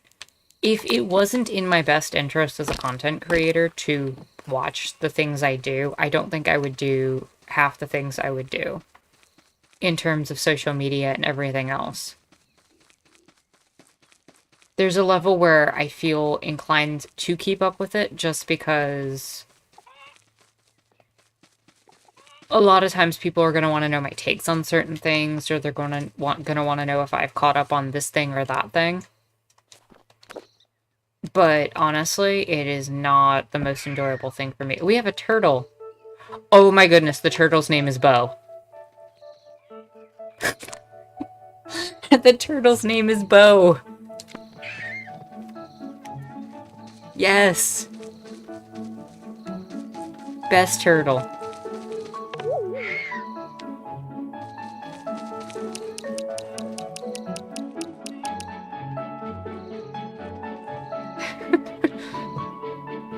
Make its house a column. I don't think I can change its house, but yes. And we now have a fox named Chloe.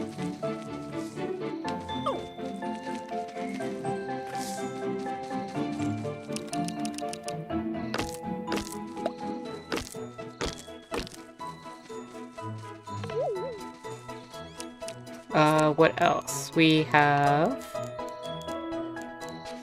a igloo here. We have a penguin named Aurora. I like that.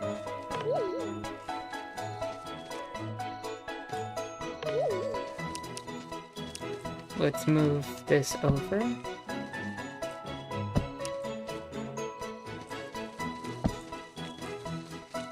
And here it is, everyone. The thing we've all been waiting for. A unicorn kitty. This was everything we worked for.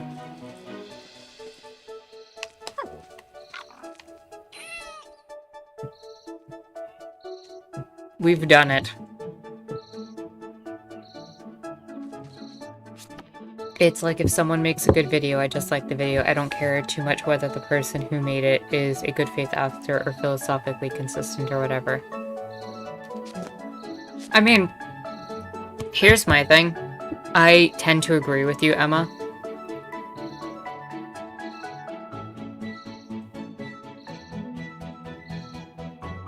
Emma is an avid employer of Death of the Author. True. I would like people to be consistent, but I don't think debates are the way that happens.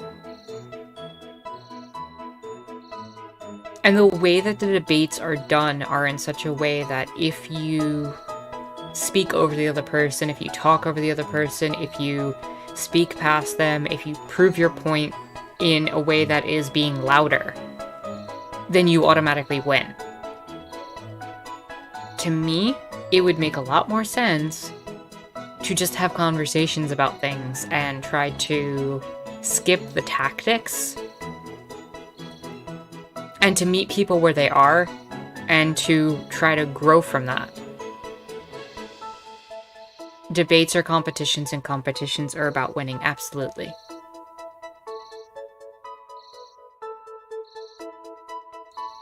Debate is the spectacle of conversation. Oh, Duke, thank you. Yes, you just said it. Sorry, chat, must have caught up. Duke, one might say we live in a society of the spectacle. True.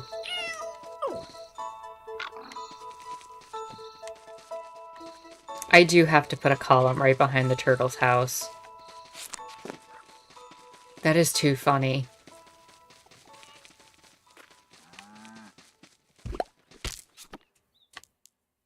Let's see, column. I don't have column. You still love watching debates? I mean, if you enjoy it.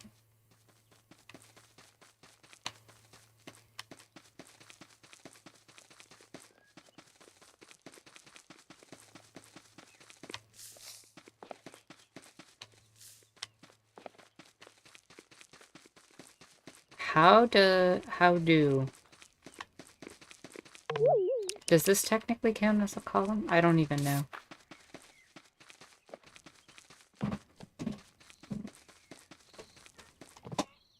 You struggle to understand the being invested in the outcome of the conversation. I think that's the part of it that, like, I don't enjoy. Like, the point of a conversation is that we're supposed to convince each other and have a conversation. Part of it goes back to male posturing. Oh, absolutely. Absolutely. A male-coded posturing, I think, is a better way to put it, honestly. Because, you know, women and NBs do also engage in it.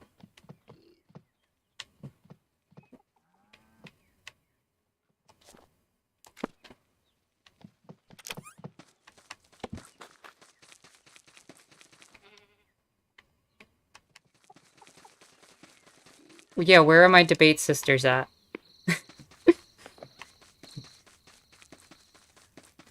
Just turn it into an Animaniacs joke.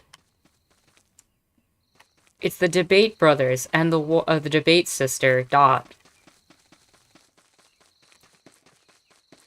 Brocialism, manarchism.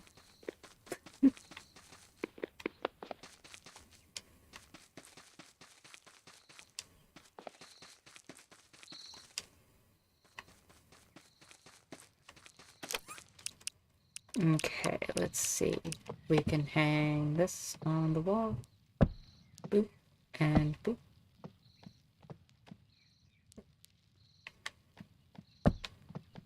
And a potion rack there.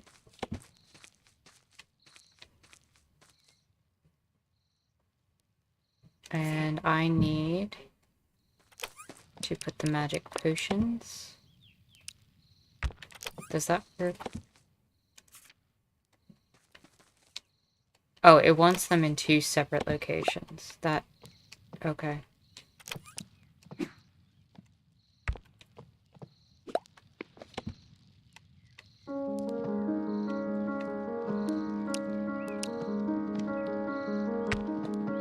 Does that work then? No.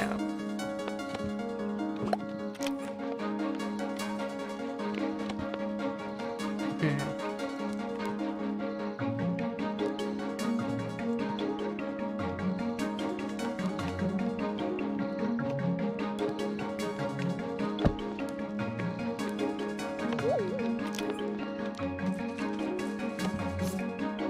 Two mushroom baskets. I still have to find those. A table, 2 lamps, 2 chairs, and a sofa. I'll probably just give all of the stuff that Base Cat gave me that I have extra of. But before I do that, I am going to run to the bathroom, everyone. Self-care is important. I will be right back.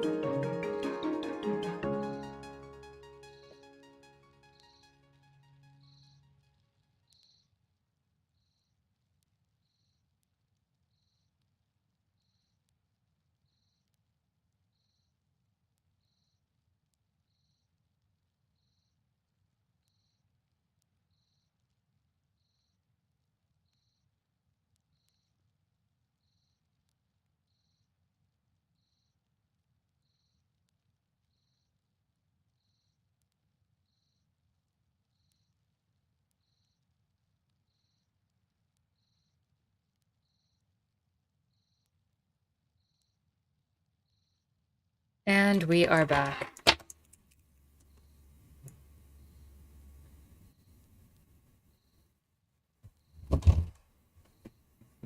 Okay, what did I miss? Merchant says, I want to see tag team debate matches between the most toxic debate bros. That would be funny.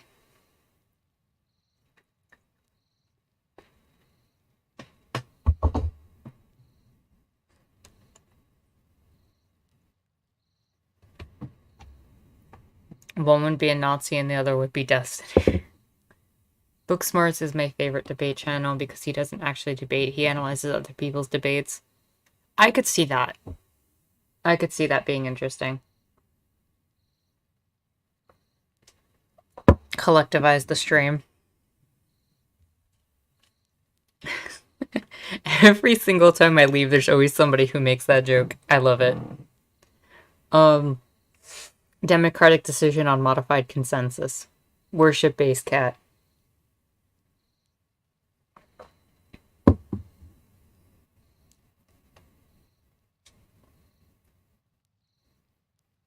This is base cat. It's always been base cat stream.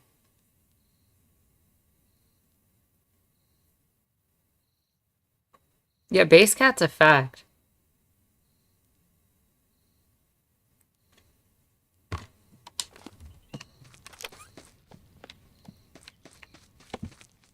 So I need a table, 2 lamps, 2 chairs, a sofa, and I need to get my hands on a mushroom basket. So I am definitely going to have to expand this house. What type of wood is that? Light wooden planks? Okay. I think I can just buy a bunch of that and just expand the house.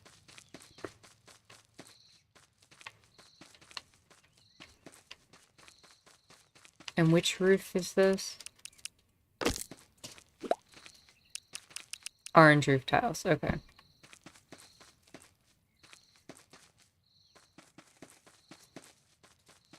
I'm probably best off extending it that way. That would make sense. And what kind of beams are these? They're just light wooden planks. Easy enough.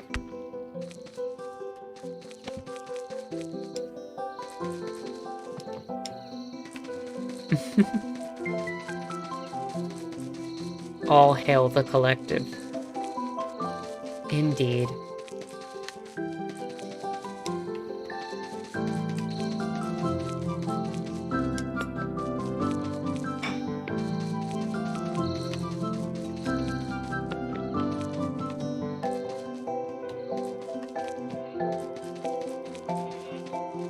Hey, base cat.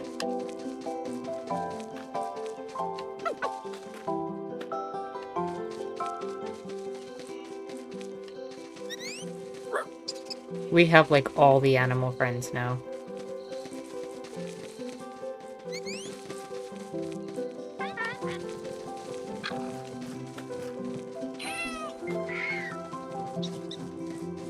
Hey, Bo. That's never not gonna be funny to me.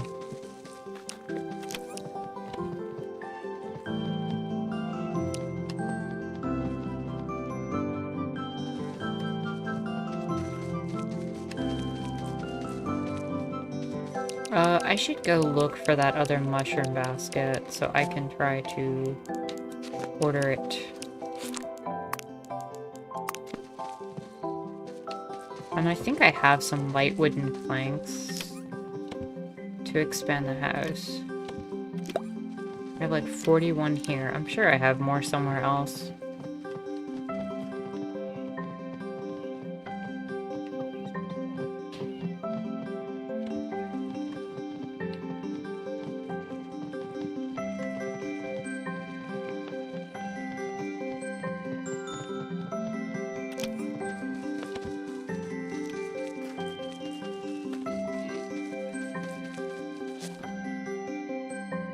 Light wooden planks. Those are cheap enough. Let me just grab 100.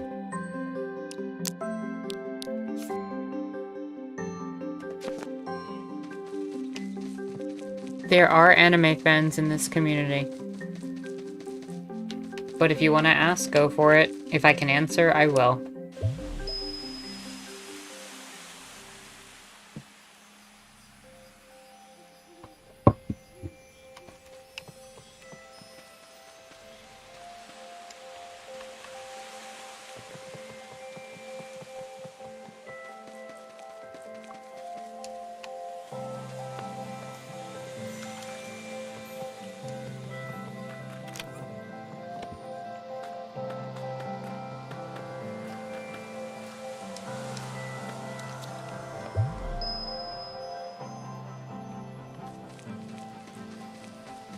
Is this a mushroom basket right here?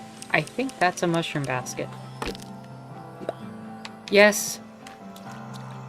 Mission accomplished.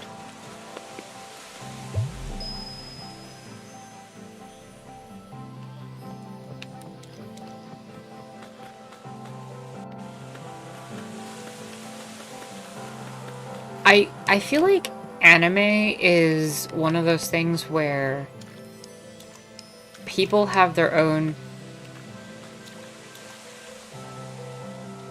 I'm sorry. I feel like I just interrupted something.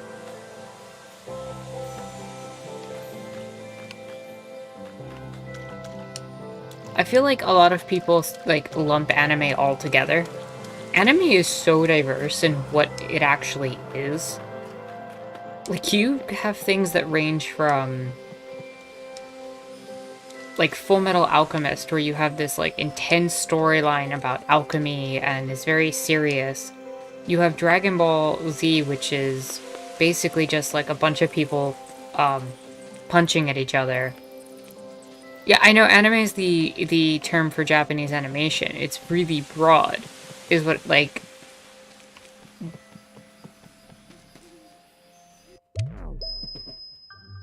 Doug, welcome. I'm sorry to hear you're not feeling well. Yeah, it really depends on what you like. I feel like within genres, you're gonna find something you probably like. But you gotta know, like, what your strengths are already. And people come in with the bias, and some people really do lump it together.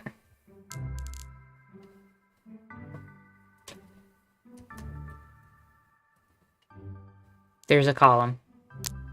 That works. Also, I should be able to order a mushroom basket. Expedite everything.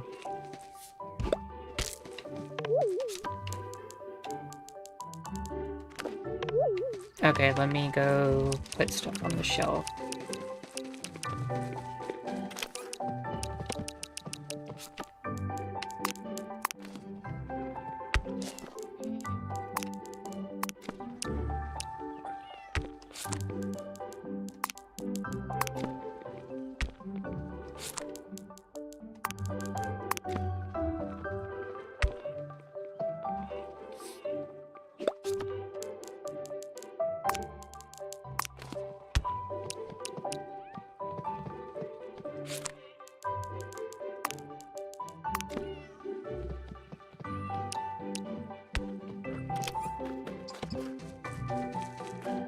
Oscar, get off my property.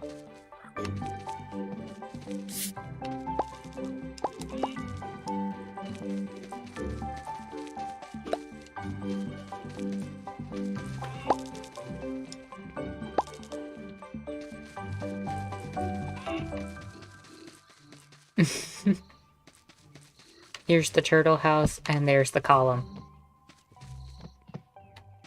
We've done it. No, seriously, Duck, I hope you feel better.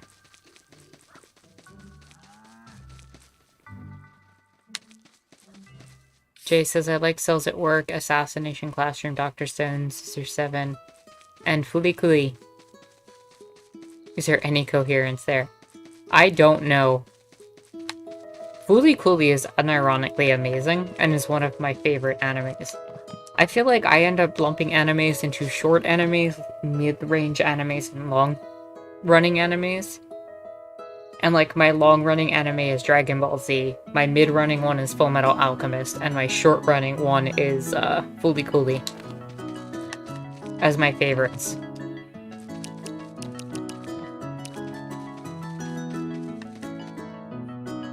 Fooly Cooly is unironically amazing. And I don't even understand why entirely.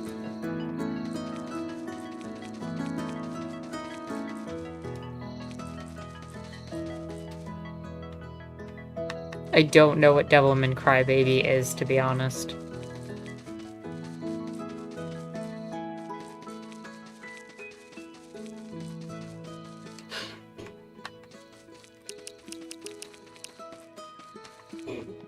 Alright, time to expand your house.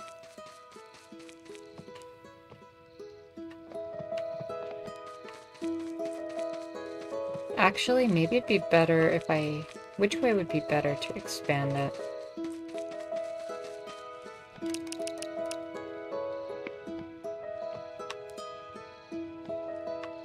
I think this way would probably be the easiest.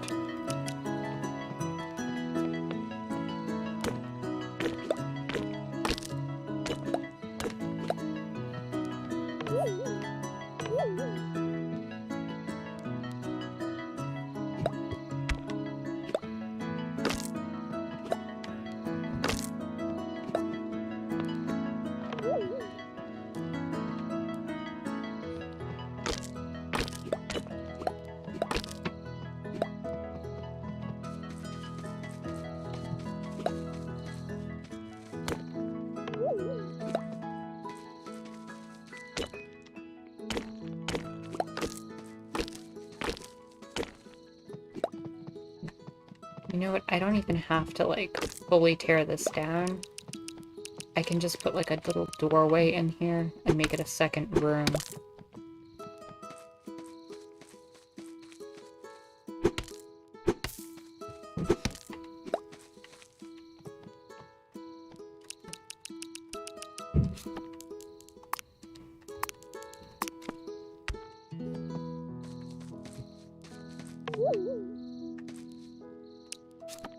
I don't have my scythe on me, do I?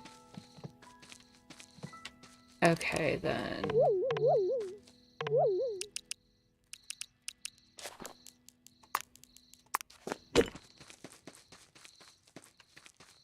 I feel like the first half of Death Note was good and did not enjoy the second half of Death Note quite as much.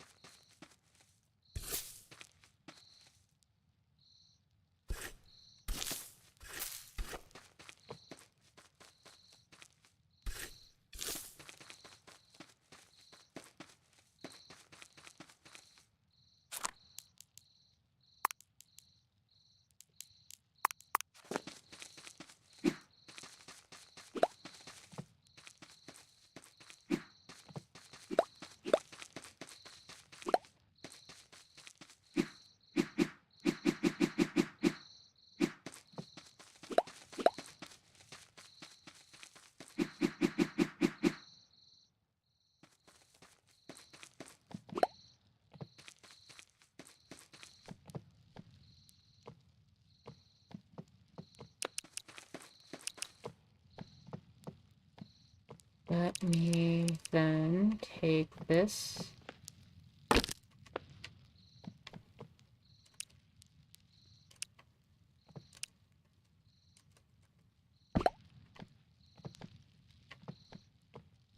Okay, I don't need these right now.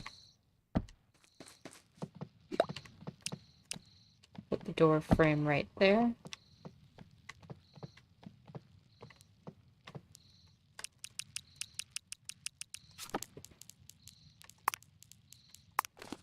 Now let's expand this. We'll make this a wall for the house.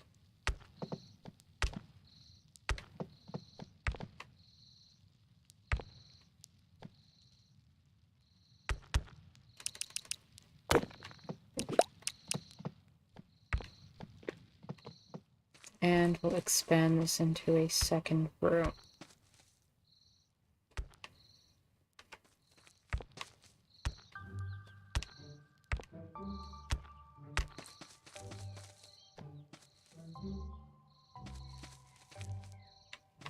What's the floor in there made of? Wooden house blocks, okay. I should be able to get enough of those.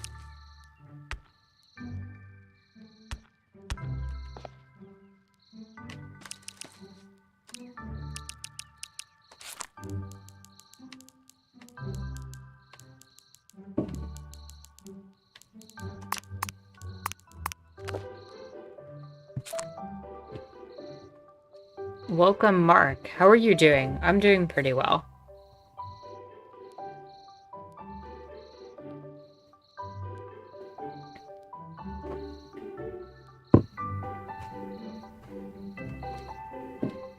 The eyebrows is what makes the anime. Yes. Eyebrows are anime.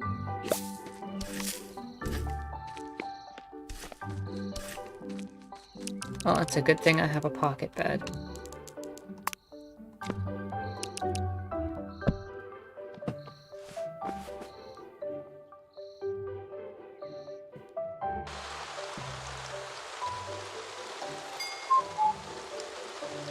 Wait, there was a protest in Bristol? What happened?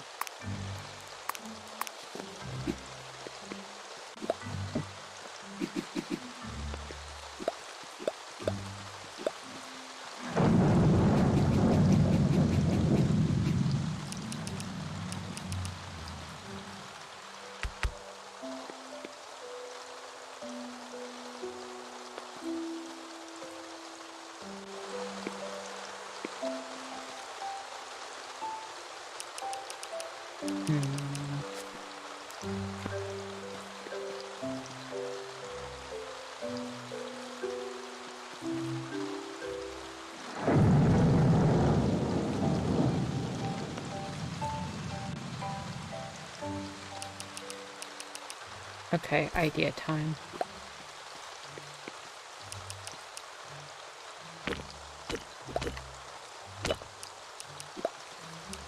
We'll go one more out here.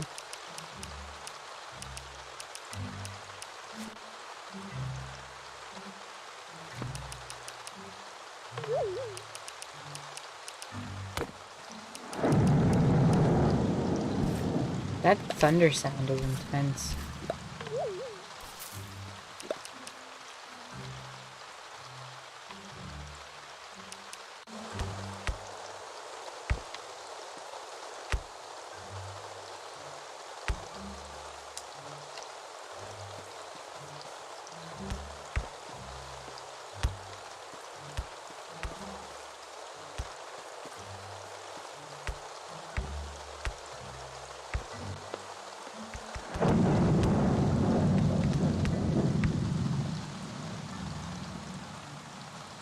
It's likely a bill being passed to legislate against peaceful protests. 2 police vehicles were set on fire. Damage was caused to a police station. 1 officer suffered a broken arm and another suffered broken ribs. The force added. Yeah, maybe because you tried to prevent people from protesting.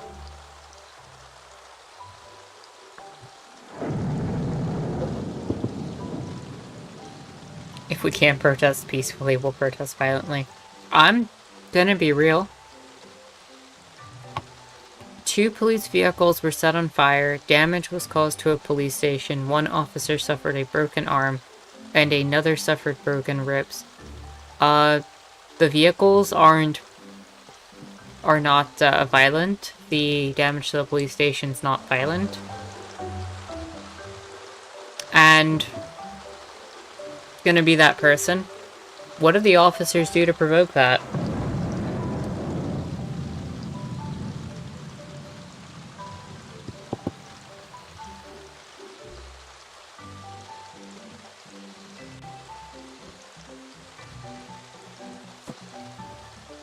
You could get up to 10 years for a non-violent protest that causes, quote, significant annoyance. It also targets the Roma and traveler communities. Of course it does.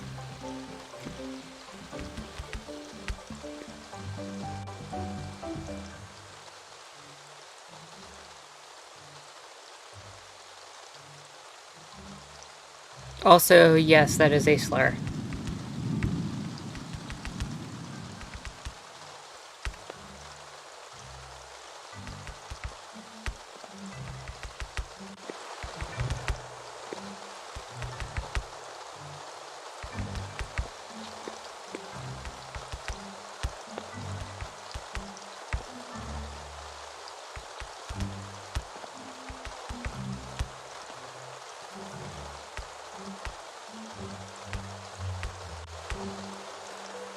Nice. Nice, nice, nice, nice.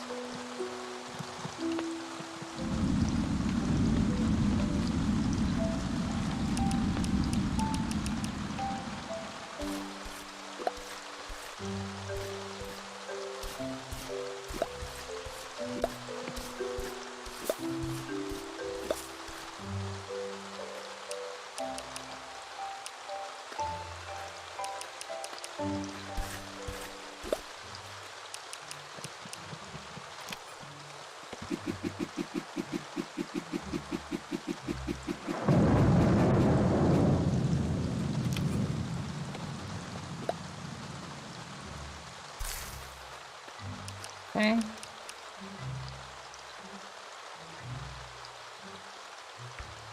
I might need more of these.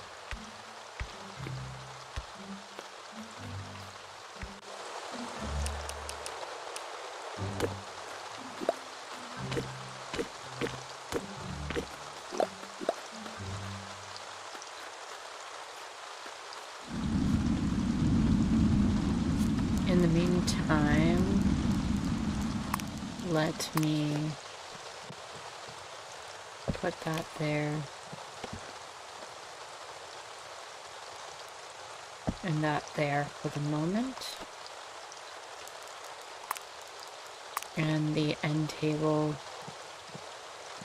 can go in this corner.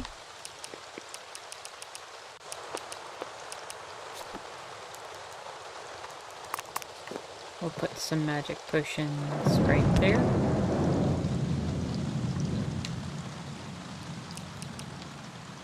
The herbs are there. I should be able to hang another herb right there.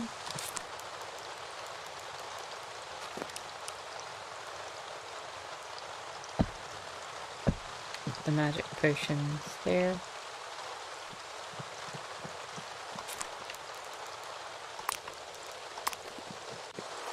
I can get a few blocks back for windows here.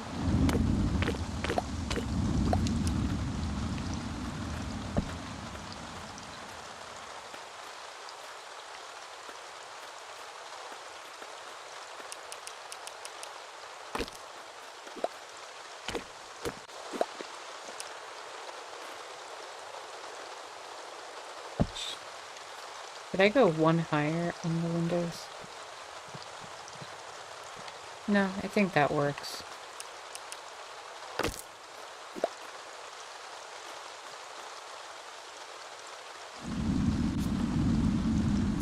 Oh, welcome, Ale. How are you doing this Sunday? You wouldn't give what you wouldn't give for your house to look like this? What do you like about it?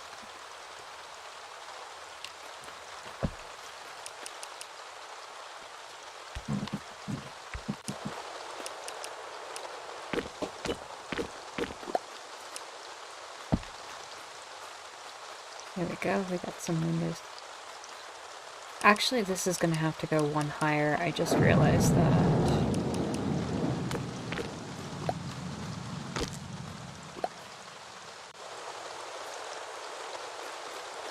The floor hasn't been put in. That's why.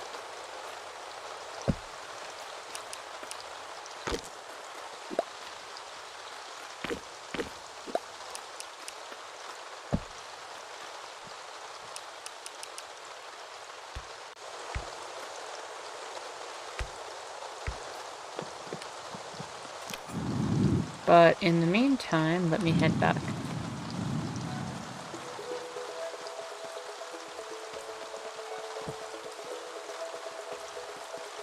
Just hanging out with your cat, that is based and awesome.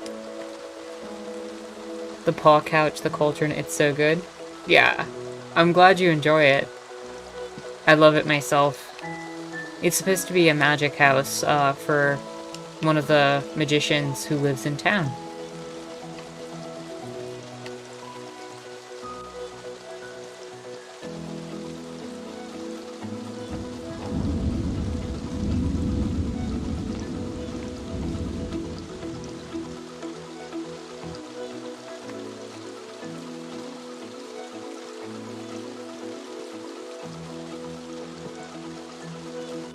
It amazes you how some people can have such good architecture in Minecraft and similar games. I agree.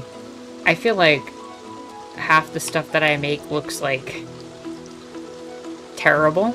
And like people build these giant castles and I'm like, yeah, I agree with you. I make a square with a door. Like, look at this barn. And I mean, I even have this tower and I feel like it's underwhelming.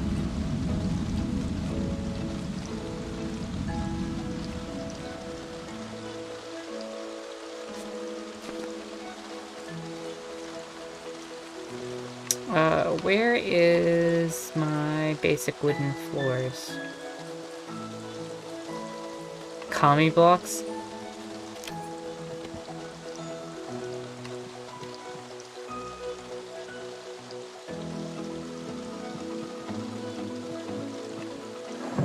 Wooden house blocks, there we go. Probably gonna need more of those. Probably should grab more of these also.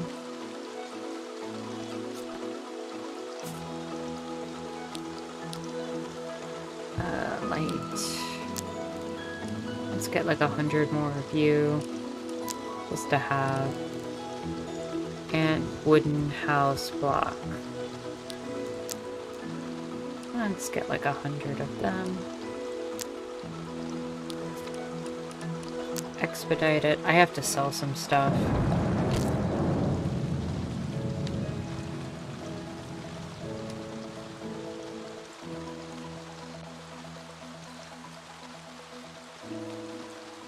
In this one server with my friends, they all made these amazing houses.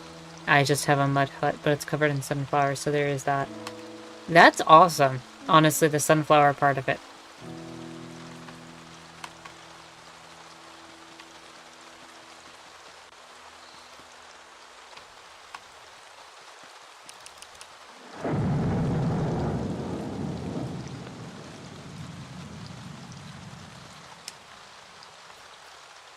Let's just pop some wooden house blocks in here.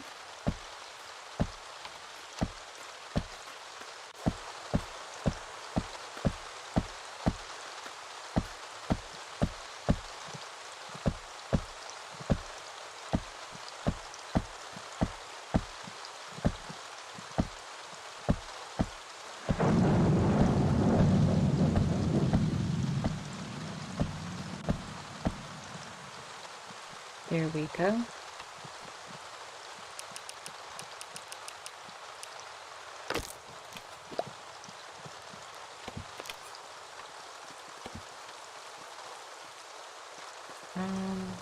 Hmm.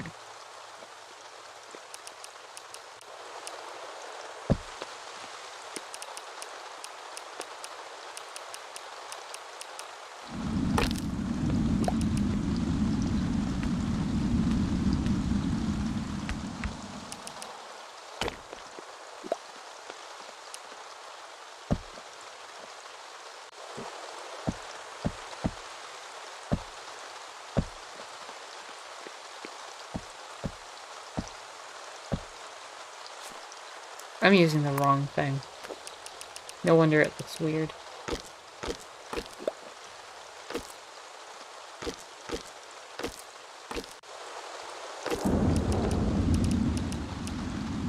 There we go.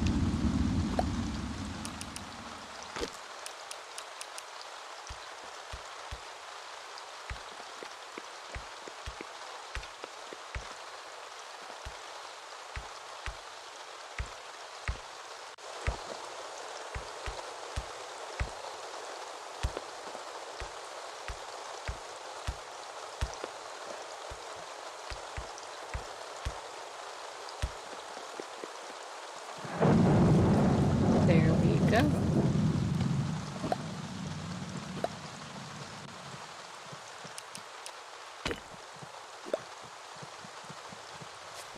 Okay, let me catch up on chat. Recover some. That's all I can do. I build kami blocks. That's all I can do. There.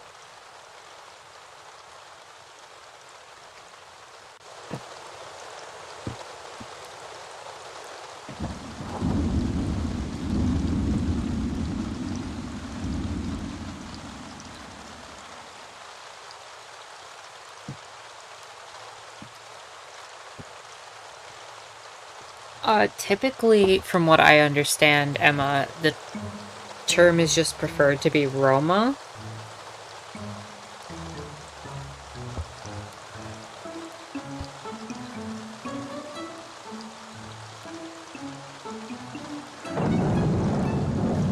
At least outside of the UK, maybe. Typically, the origin of the one word, is extremely problematic. But if it's being reclaimed, then I don't know.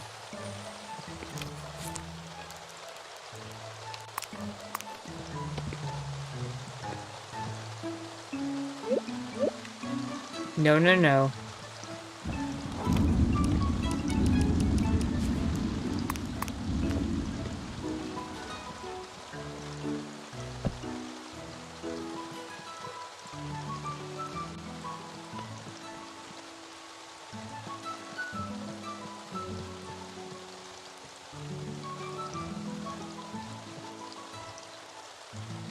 Is the roof lower in? I think like the roof is lower in here, but I kind of like that.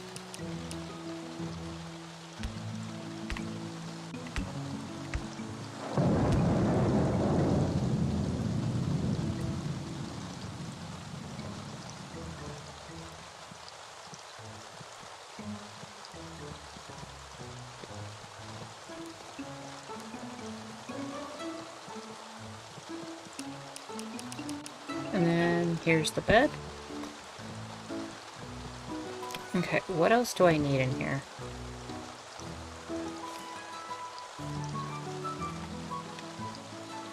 A table, 2 lamps, 2 chairs.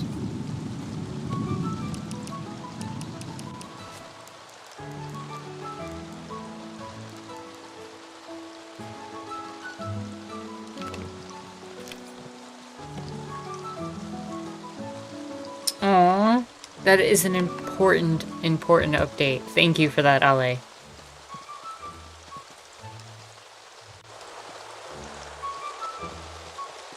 Your anarchist cat has claimed a bed, and you must obey its wishes.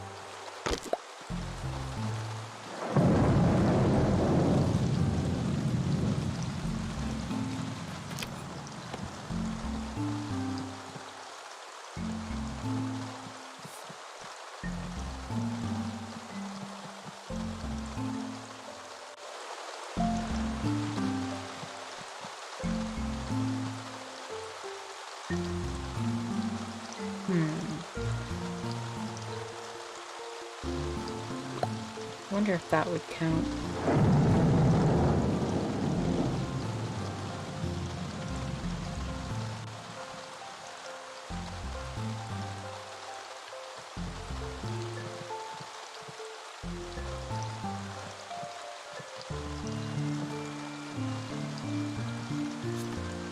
People have trouble saying Ale.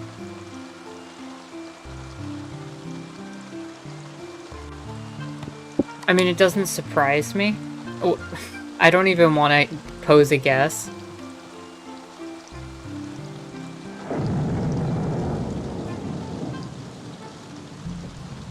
With an R?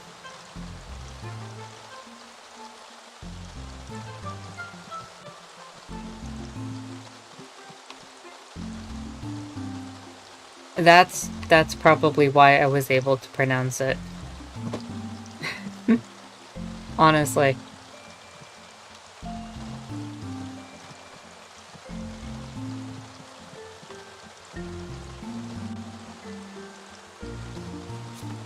How do you add an R in there? What? Alre? Pero por qué? Like, why would you say that? Yeah, I kind of want to hear the story too.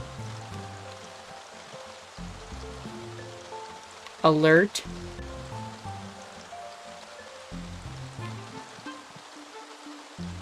Like ale? Is that what people are thinking? Ailer? Alray? I'm sorry if I'm like triggering anything or bothering you with that. Just why? Why is it so hard for people?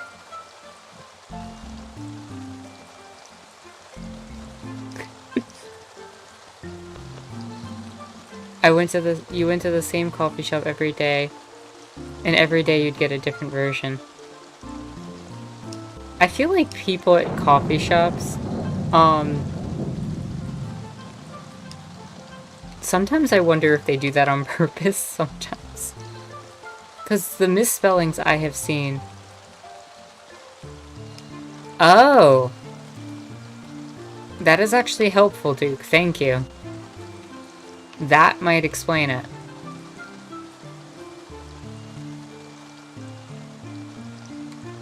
Ally? Why would you go for the Y?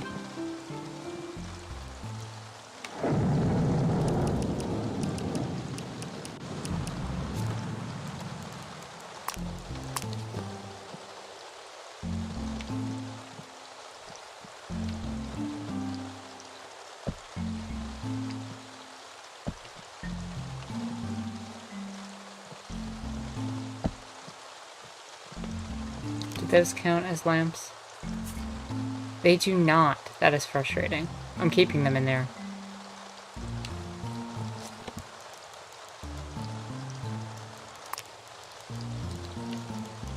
I'm gonna put these.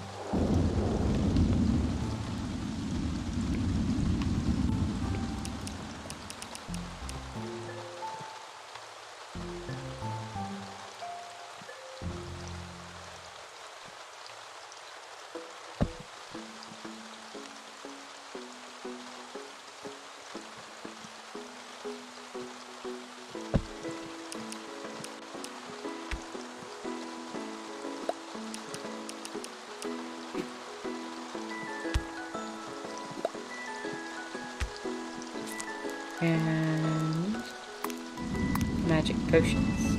Oh.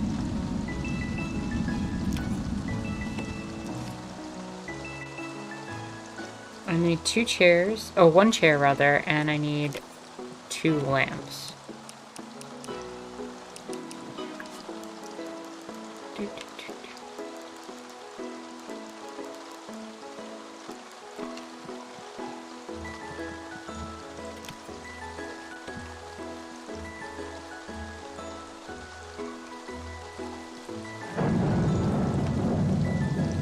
Have a good one, Jacobs. Thank you for coming out. I do this every Sunday, so definitely feel free to join. Also, a reminder, from, if you're someone new, check out my Twitter and Discord in the description down below. You can follow me on the Twitter, and definitely check out the Discord. We've got a good community there if you're someone new and you're looking for that. Have a great night, Emma.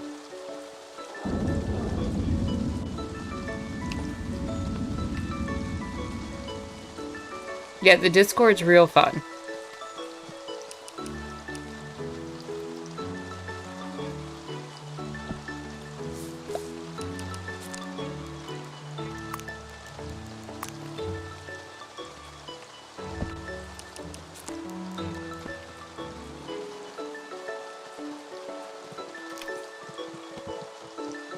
I need a chair.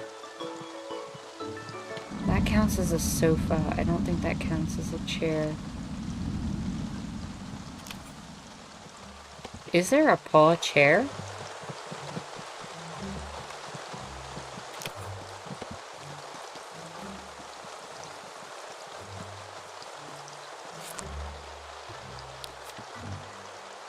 Let's see.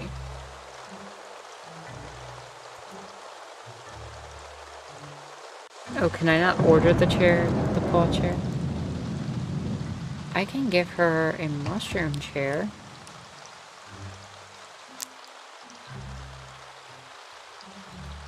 And...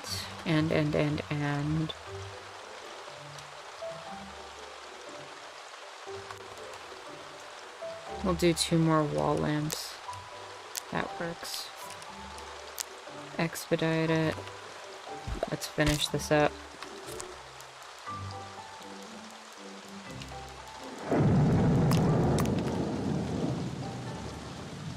Oh, Cray, take care. Everyone just like left at once. Wow.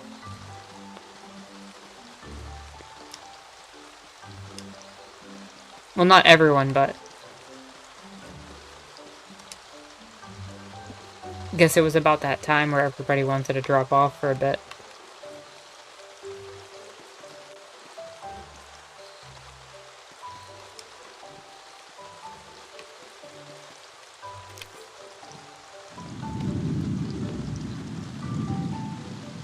Put that there. And we can put the 2 wall lamps. 1 here. And 1 there.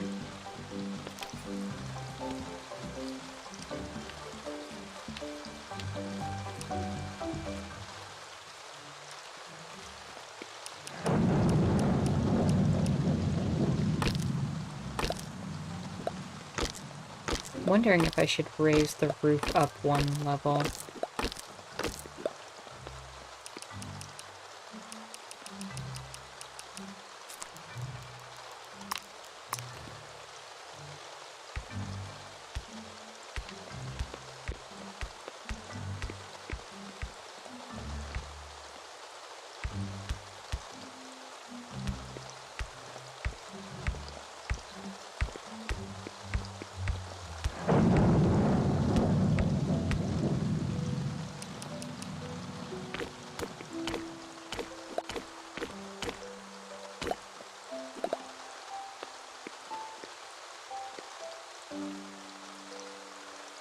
Nice. Well, you know what? I'm glad to have anybody who's willing to stay around. You don't count as anyone, Duke.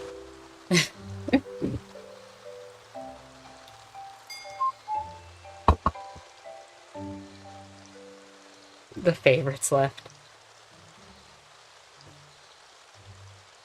I'm glad to have anybody and everyone who's here, honestly.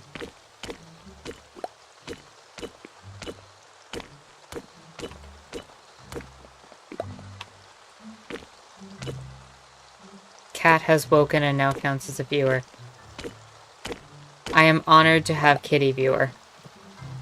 Thank you for gracing us with your presence, Kitty.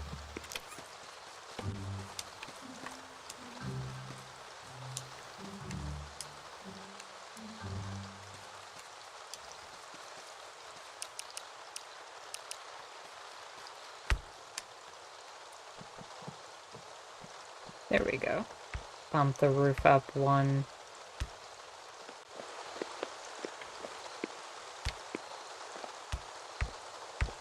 Yay, friends. True indeed. Friends are awesome.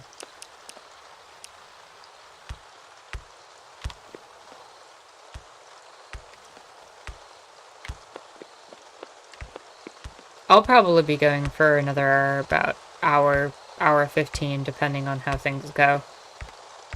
So, I definitely would appreciate anybody who wants to stay for that. Does Teen Titan count as an anime? I don't think it technically does, but I feel like it should.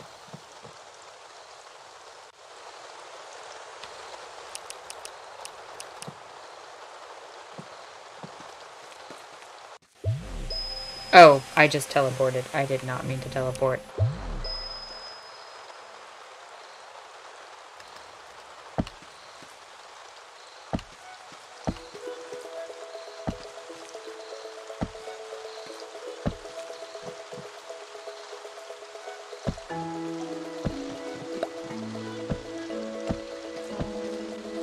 I'm gonna have to get some orange roof tiles. But, let me see.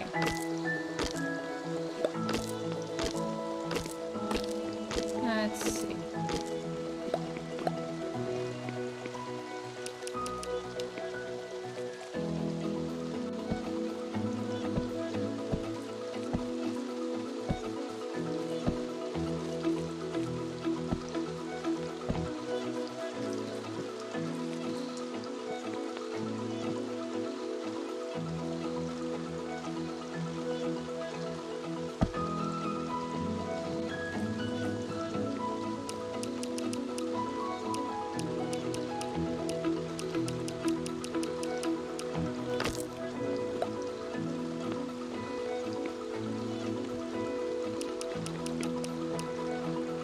Oh, hey, Moral.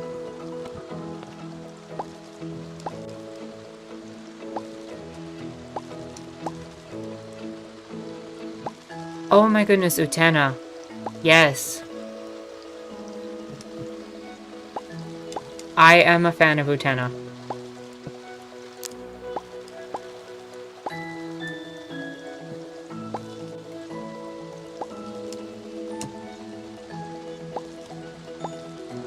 It is odd, but I definitely love watching the tower scene in every single episode.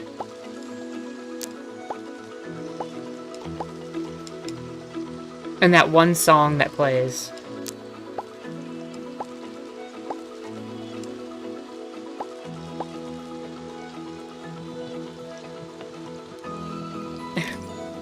It's probably slightly problematic from today's perspective.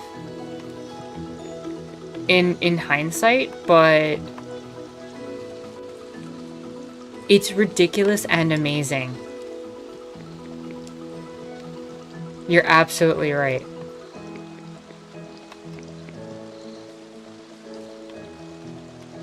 It's also strange, and there's definitely... It's definitely one of the few animes that I feel like has had very overt, but also subvert, conversations about lesbianism.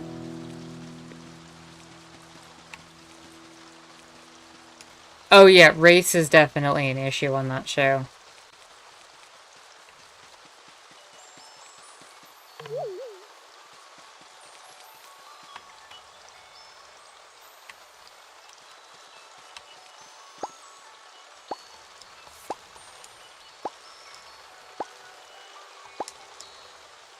A length of lumber, 6 of each colored petals, a butterfly, and a star jelly.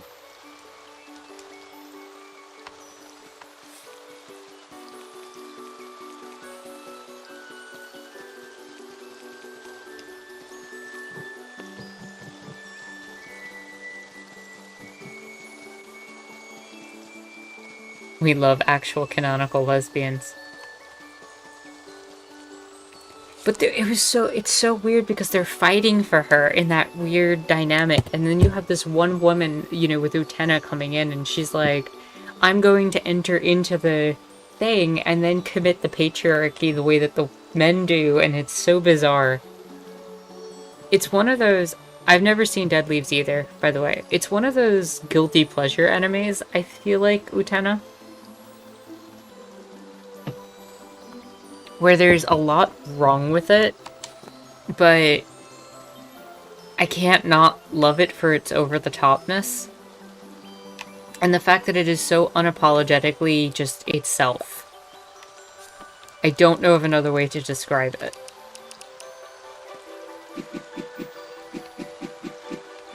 I'm sure it was extremely progressive for its time. It just hasn't aged well in that regard.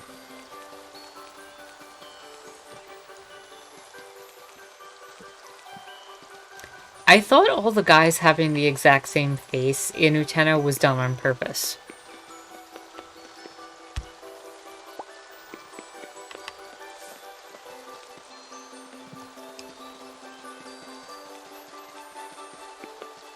Given how often women usually were depicted and drawn with the exact same face in anime. Which is still an issue that happens to this day.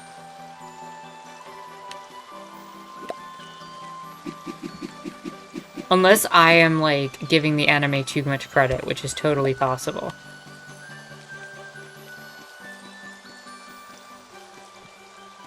You lost your critical thinking skills as soon as you saw a beautiful woman with a sword.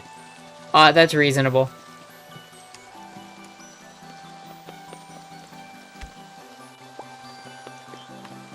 That is absolutely reasonable.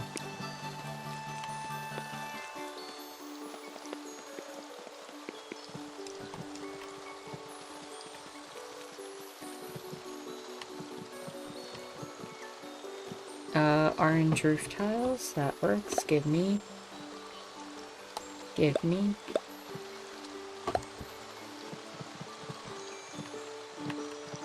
What is Saber from Fate?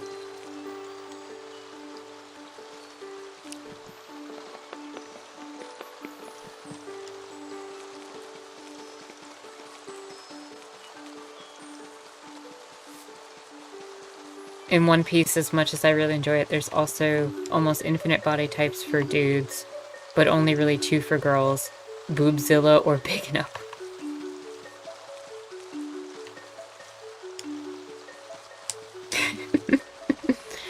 Boobzilla has to be the best way to describe women in One Piece.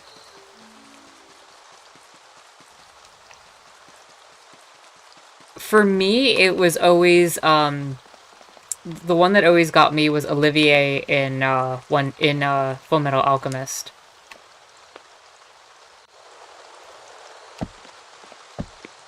Olivier Armstrong.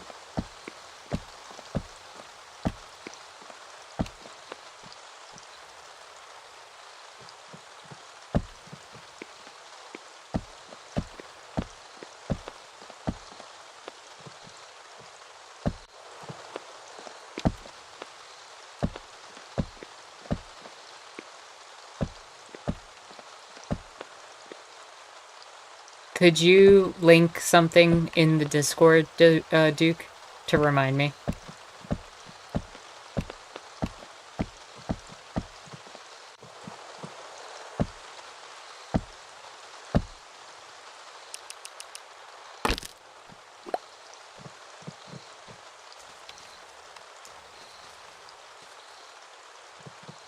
The Armstrong family in Full Metal Alchemist is amazing.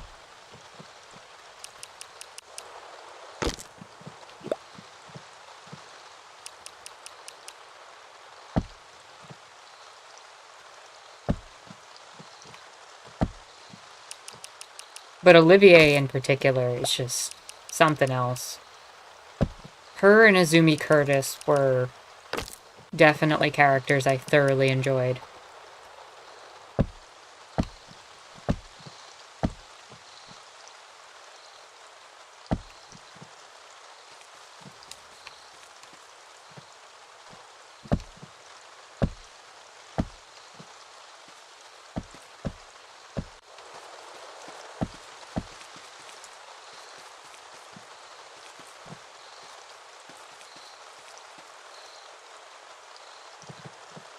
I need to watch the rest of FMA. I've seen like the first couple episodes of Brotherhood, including the one everyone has.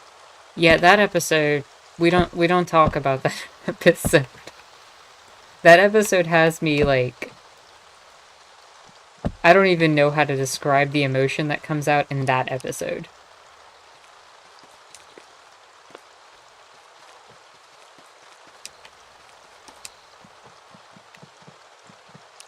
And the fact that you don't even have to like, you don't even have to say anything more than that episode. And everybody knows what you're talking about.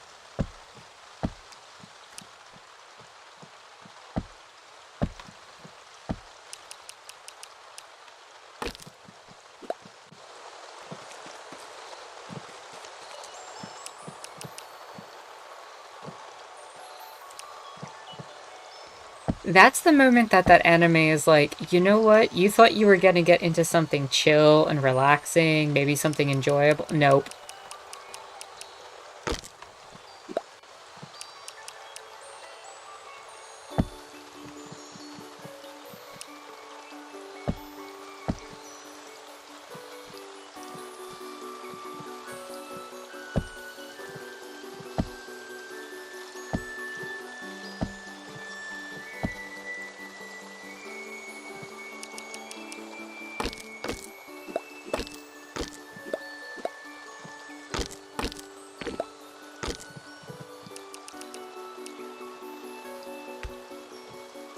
Pizza time? I hope you enjoy your pizza.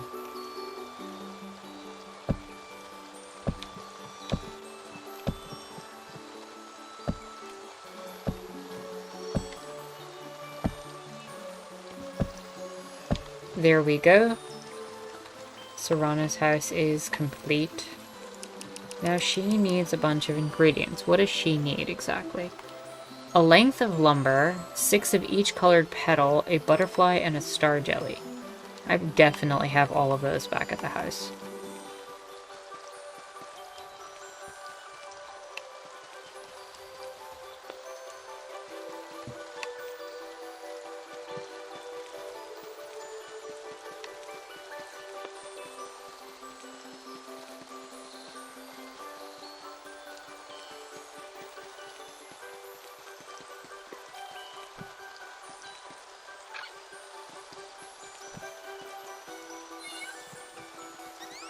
I am so glad we finally got this mythical Unikitty.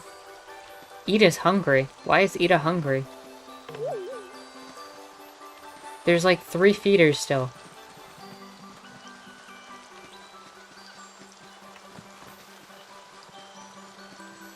I will definitely check that out, Duke. Thank you.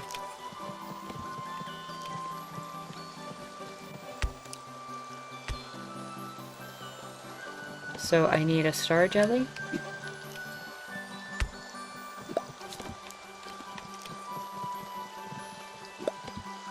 Six of each kind of petals, so I'll just bring all my petals. A length of lumber. And a butterfly.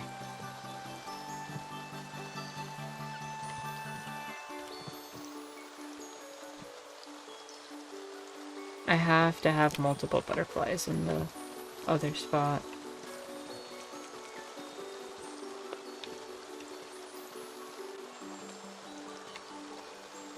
That works. Oh no, that's a moth. I don't know if that game's gonna count a moth. I would count a moth. That works.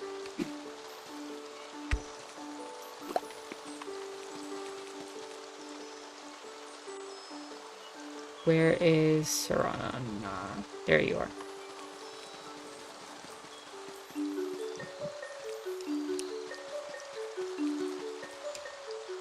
I have brought all the things.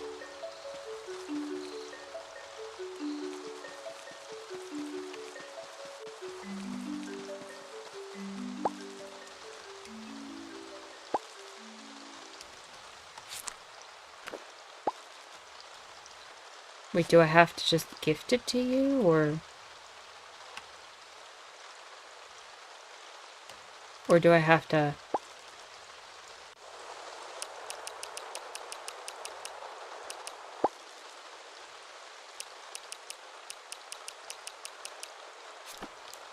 How do I give this to her?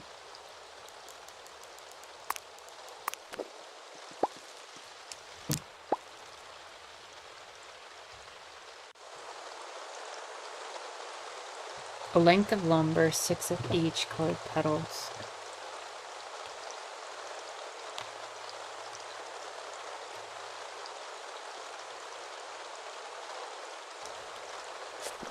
I am gonna go run to the bathroom super quick. I will be right back.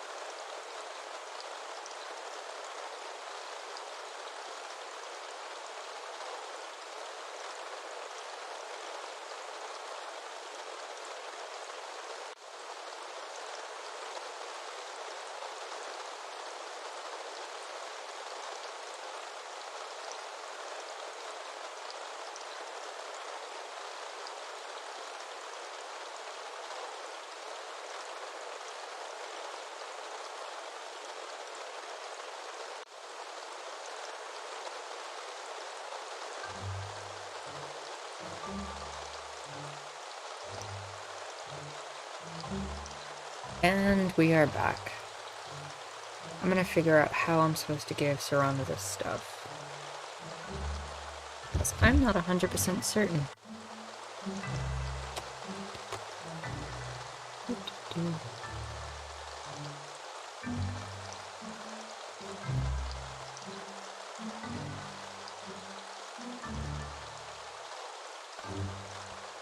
Let's see. Staxel. Wiki.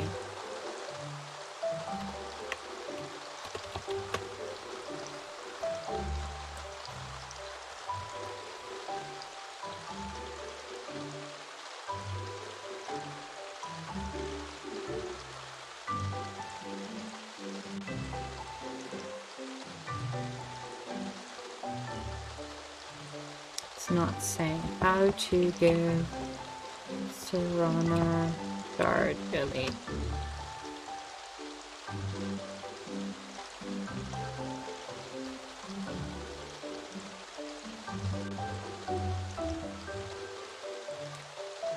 Oh, that's fine, Mila. Welcome.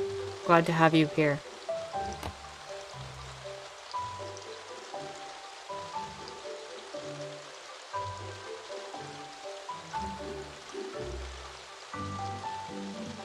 I cannot figure out how to...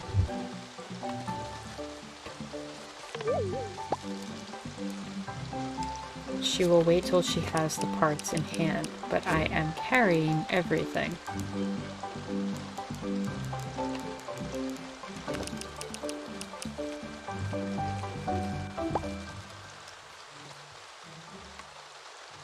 A length of lumber. Is that a different item from lumber?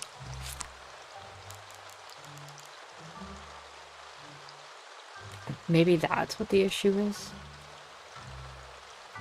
Length of lumber, Staxel.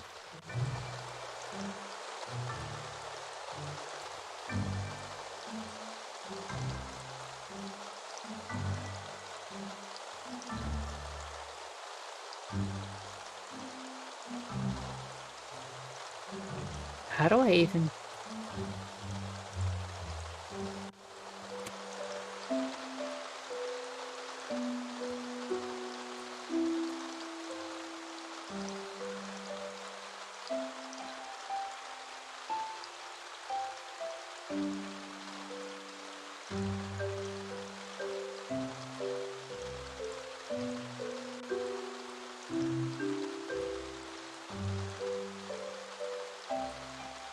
I have no idea how to give this stuff to her.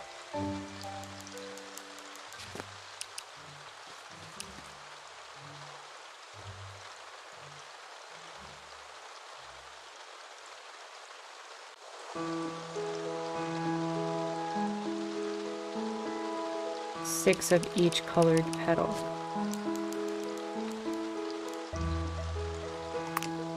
I mean, I have that. Unless I have to have it all in my inventory at once when I talk to her.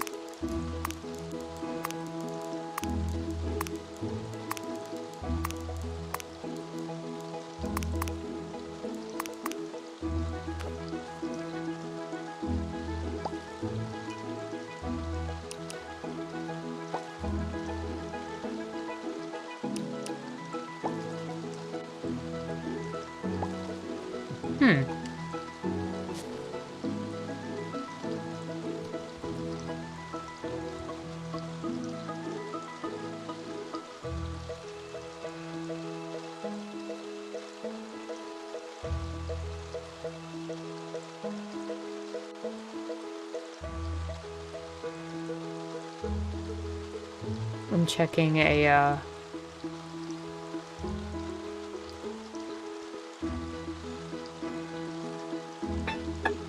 the hell?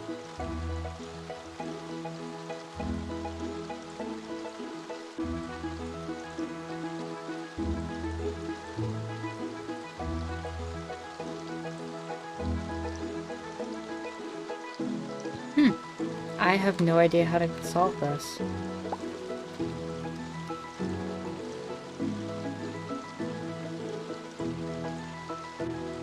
I'm not really seeing anything online about it either. Unless I have to put it in her house? That doesn't make sense.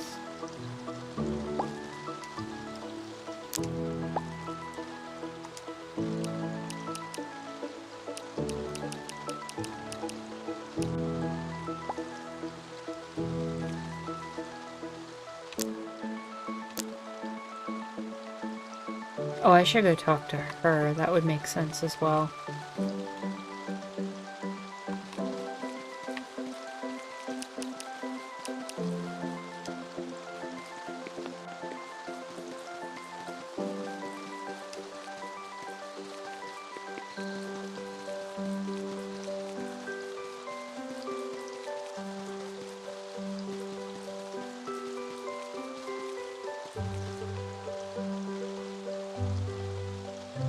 Where are you, Louisa? Here.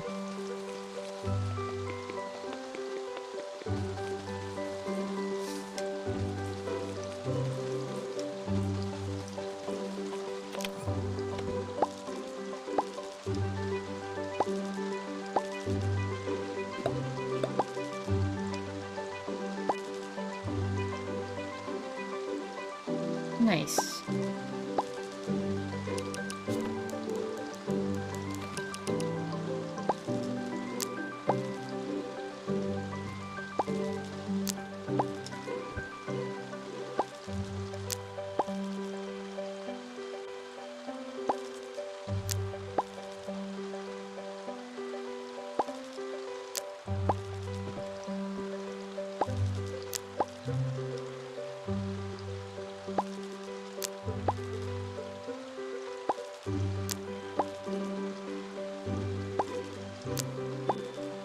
Unless I'm missing a petal type or the butterfly I brought isn't good enough. I can't really think of what the issue is with Serrano's thing.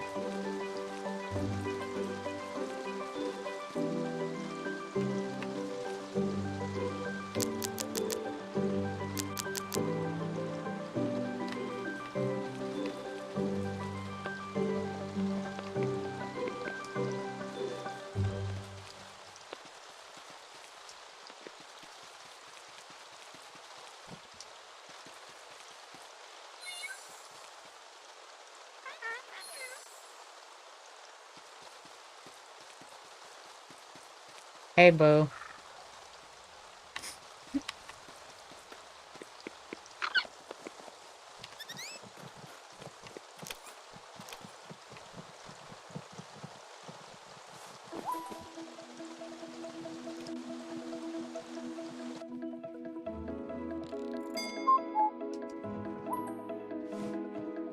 Carl Barks has brought you a gift.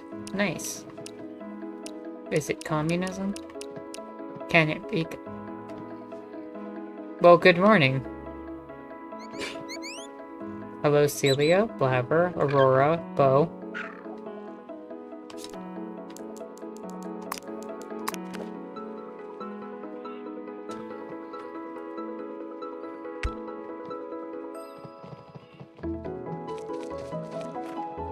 Base Cat. Moral is in dire need of aid. Come to Serrano's location immediately. Okay.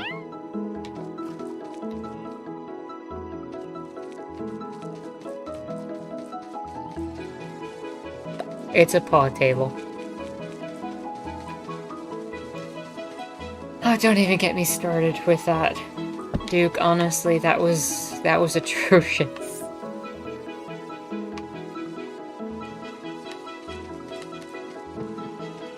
That was absolutely atrocious. Assassin's Creed could not have been worse about that.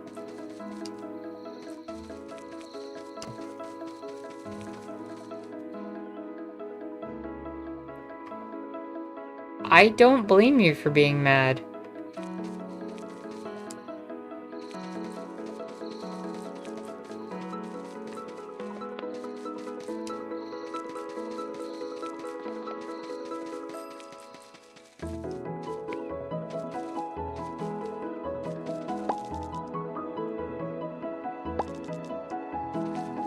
You'll keep waiting until you have the parts in hand.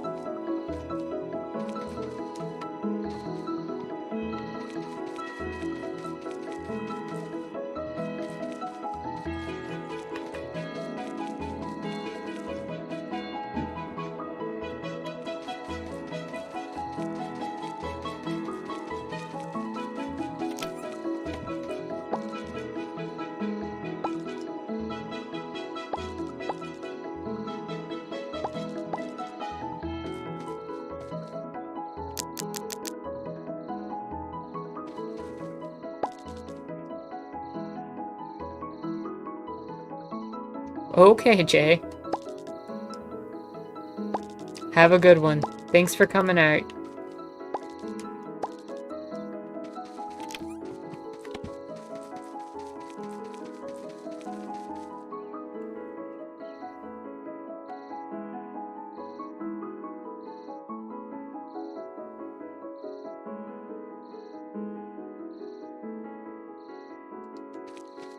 Maybe the issue is that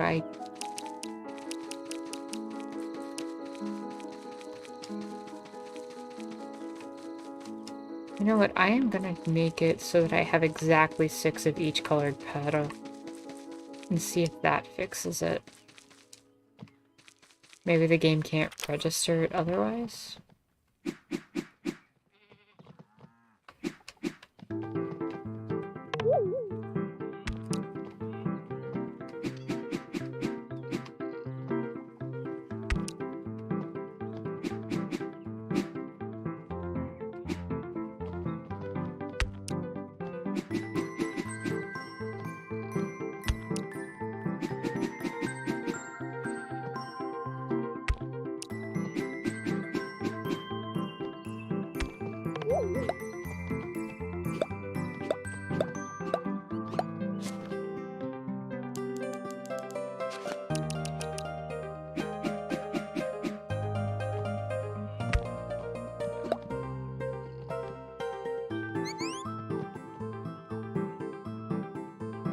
Okay.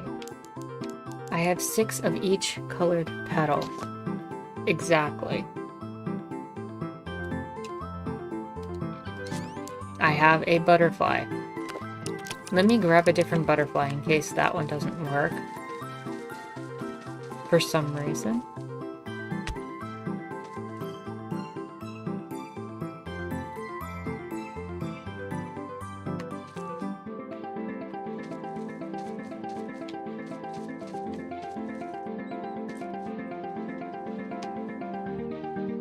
Sure, let's try that one. And I have a star jelly. And lumber.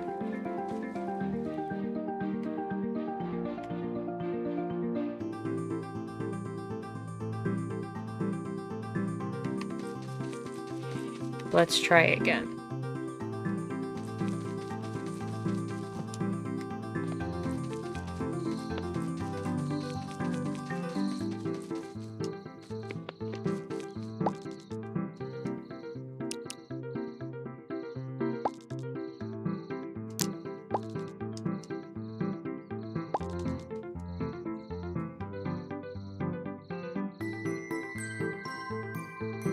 Nope. It's giving me no indication.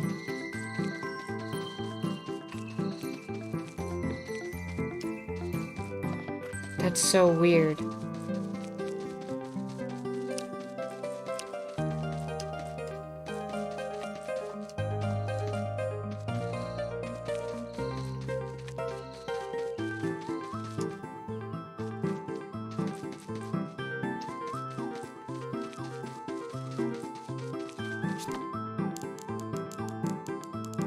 If anyone has any suggestions at what I'm doing wrong,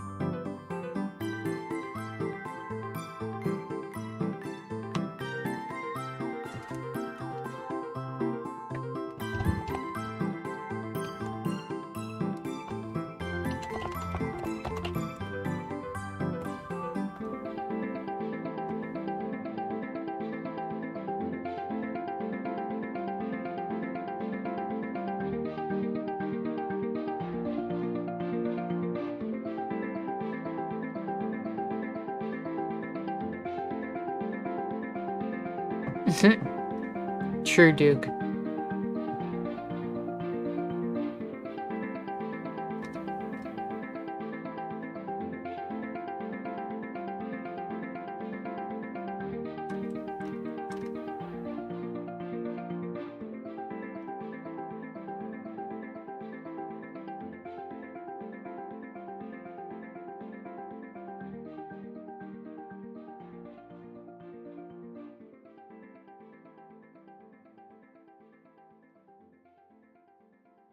What is this called? 100 farmer.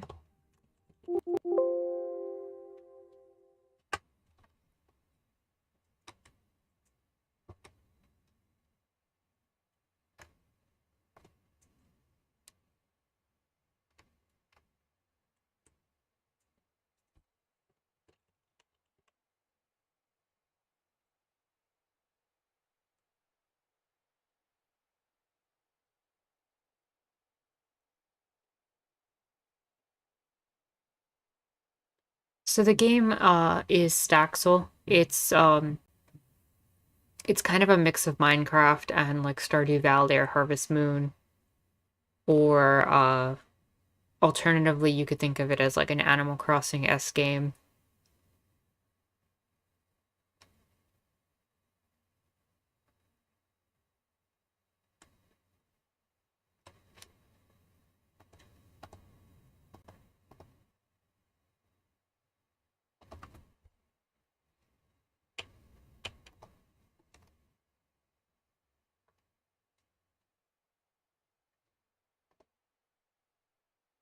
I have absolutely no idea.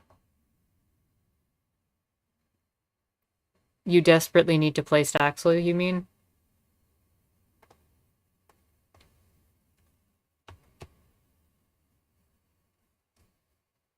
It says 6 of colored petal.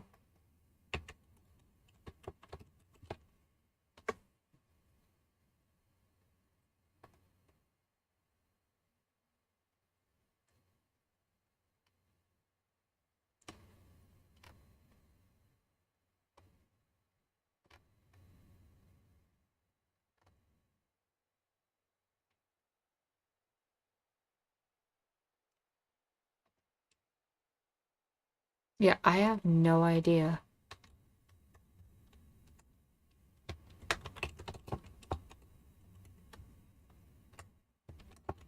6 of each colored petal.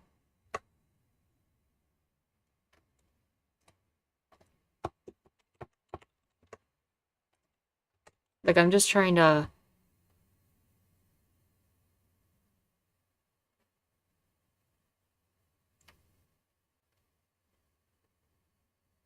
figure it out, unless I'm supposed to combine this in some sort of way.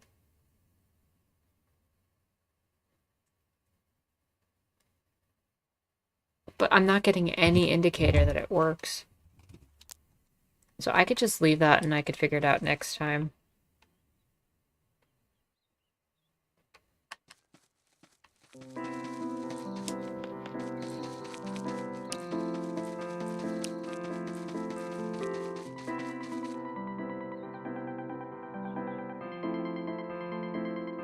What to do now?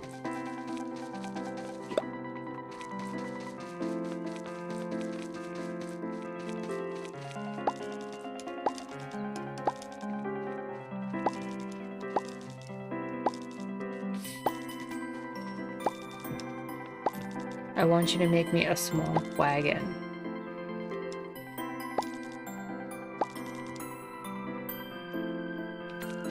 Talk to people in town. Okay, I can do that.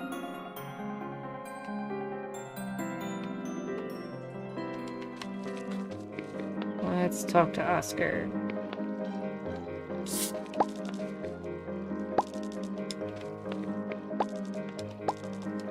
Nope, you're not going to give me any advice, are you? Nope.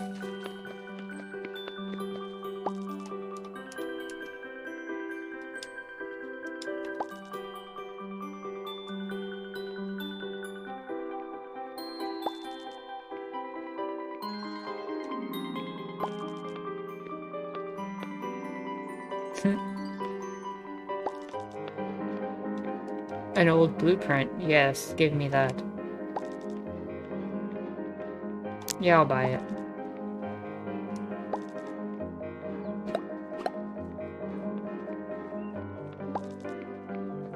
Oh my god, what?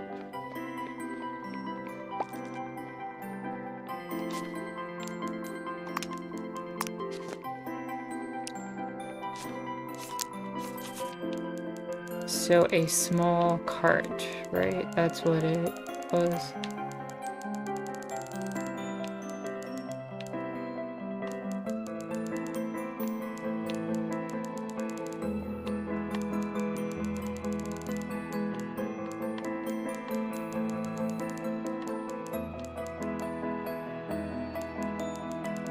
Large gear.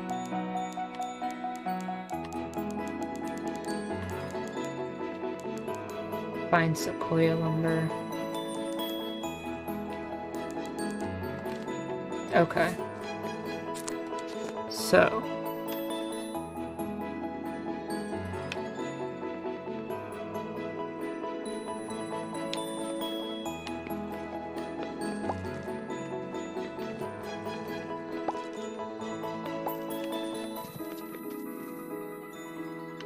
So I need to know how to make a cart. Oh, the game's PC only? I'm sorry.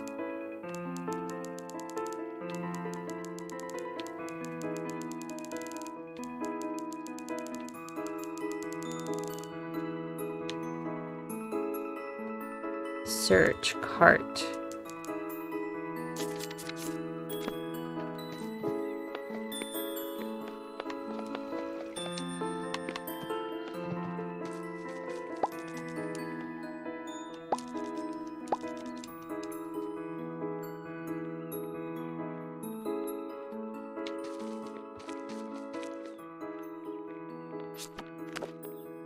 There we go. I guess maybe it'll show up as wagon?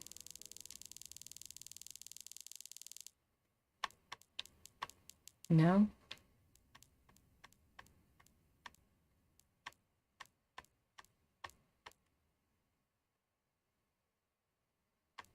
Good idea. Never ignore your Animal Crossing villagers. They'll get really mad.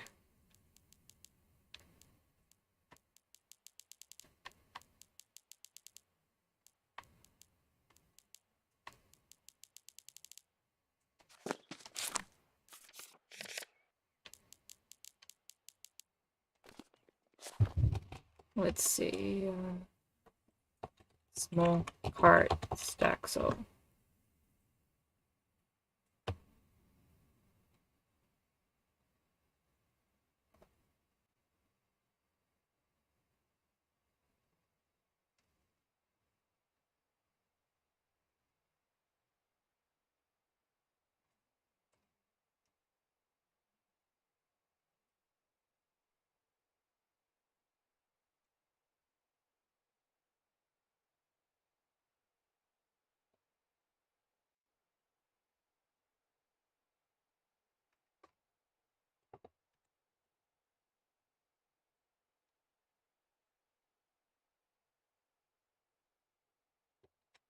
A small wagon, Staxel. Okay, there's how I do it.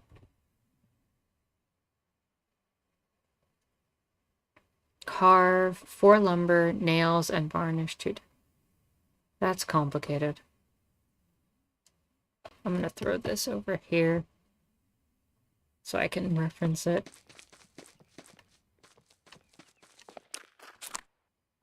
Alright, so I need to do lumber, nails, and varnish.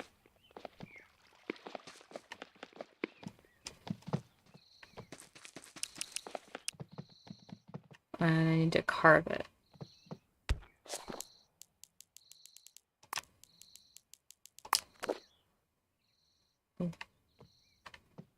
Wait, what is that?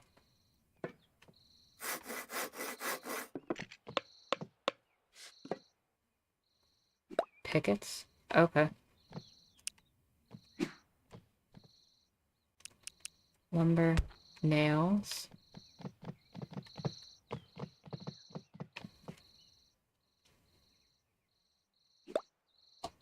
And varnish.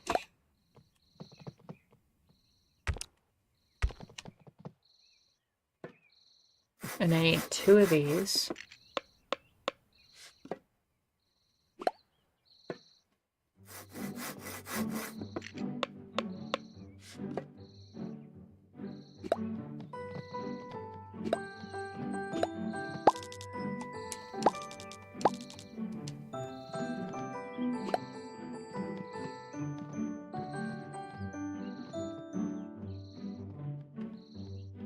And then I need fine lumber.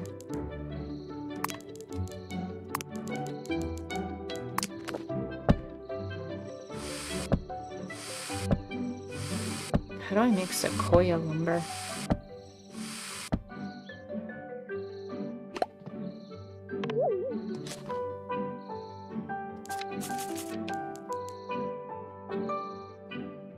Raw sequoia wood.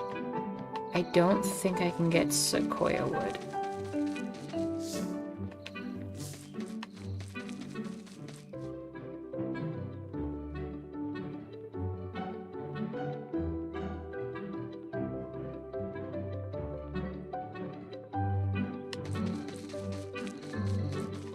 At least not yet. I'd have to wait until the portals reopen at the end of the month. Alright, so that's gonna have to wait.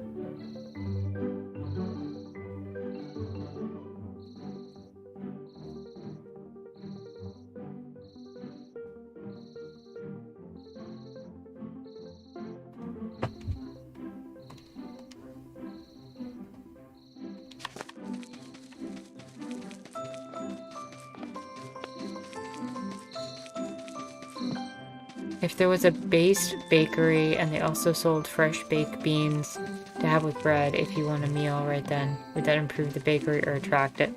I think it would improve it.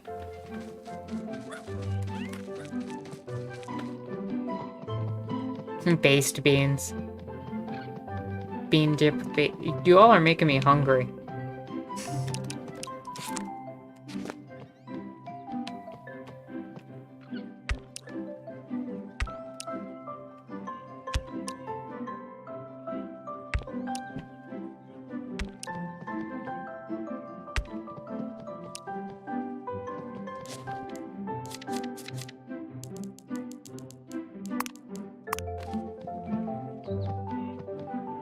beans are amazing.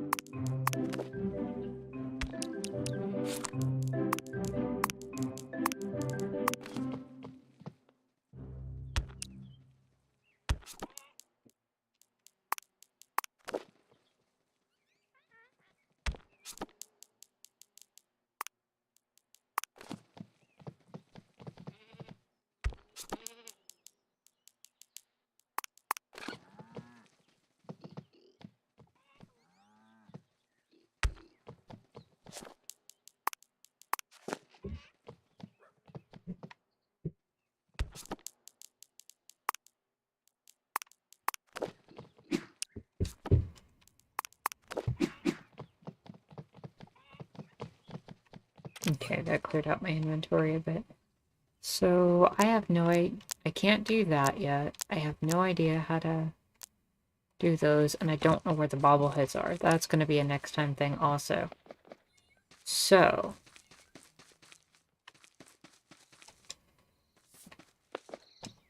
now we're talking about lentils. Jeez. Good food, come on.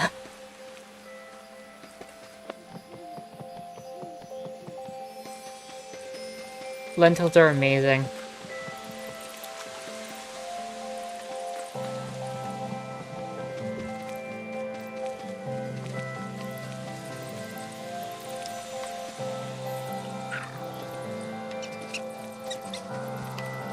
So how do well, what do I want to do here? Right, I did want to make this pirate ship happen. What would... I think they qualify as a lagoon.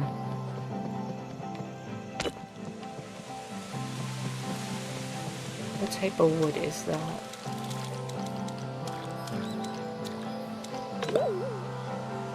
A horizontal wood plank.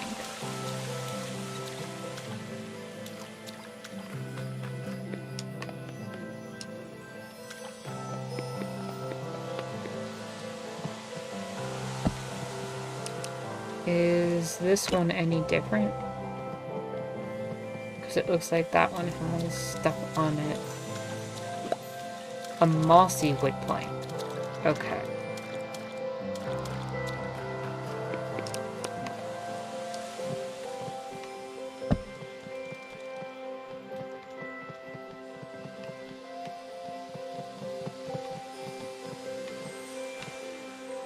Also, how long is this ship? The base is 1, 2, 3, 4, 5, 6, 7, 8, 11, 12, 13, 16, 17, 18, 19, 20, 21, 22, 23, 24. So it's like 35 for the base. Okay.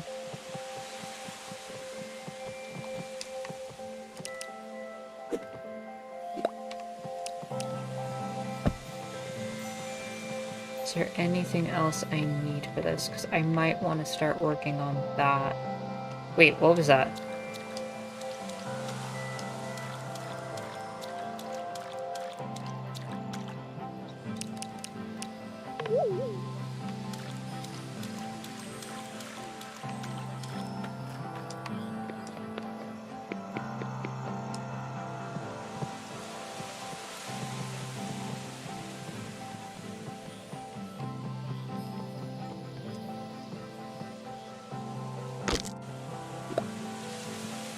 Mine.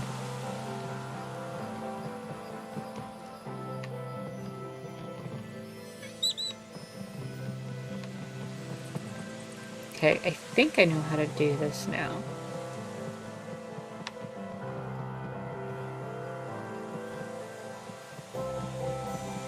Oh, the gold regenerated.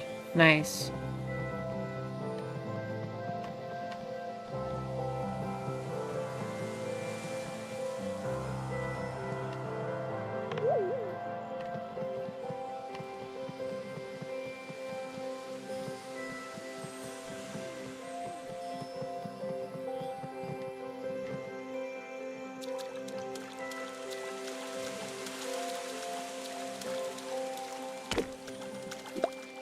So horizontal and mossy wood planks.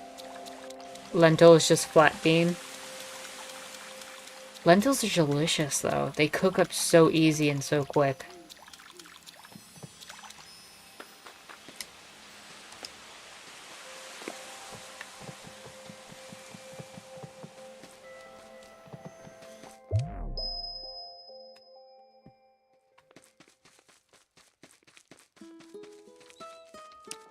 Google has confirmed it is a bean.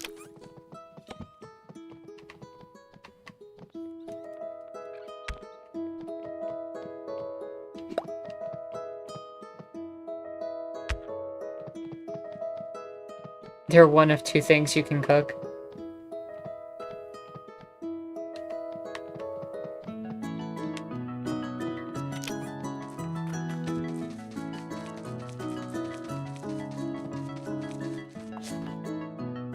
How much are horizontal wood beams? Horizontal. Yeah, we can get... Okay, we can order 999. And... get mossy wood.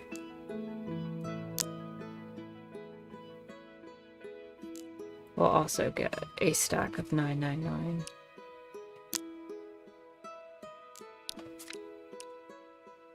And at that price, I will just wait till the morning.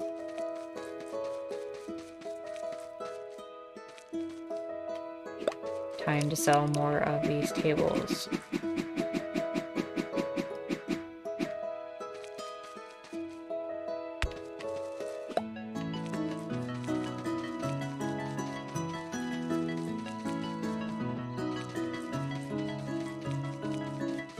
The perfect R and L recipe? What is R and L?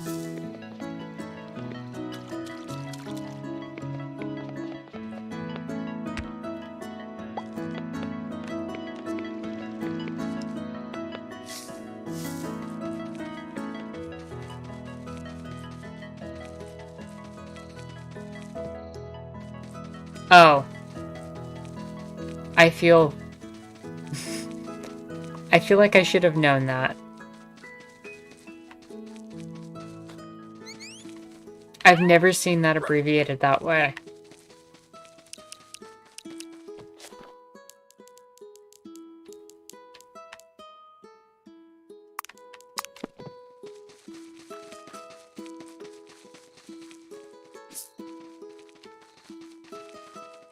This is wholly lentil unrelated, but...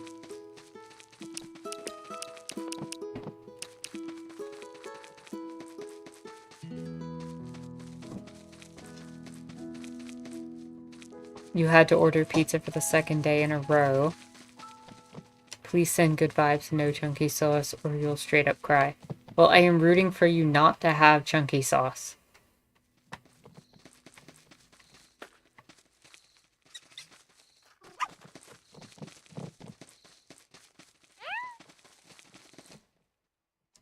Best of luck with your lack of chunky sauce.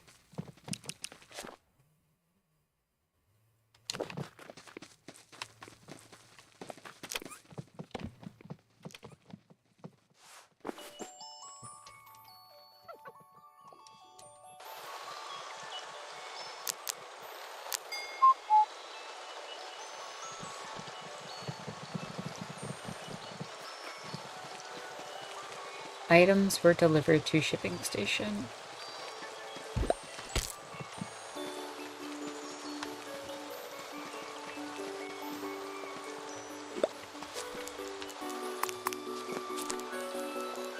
And I'm gonna need shovel and hammer.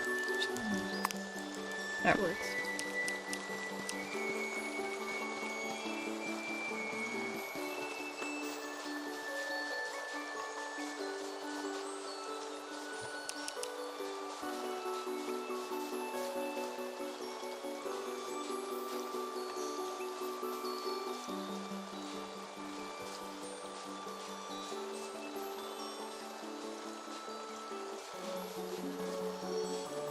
Okay.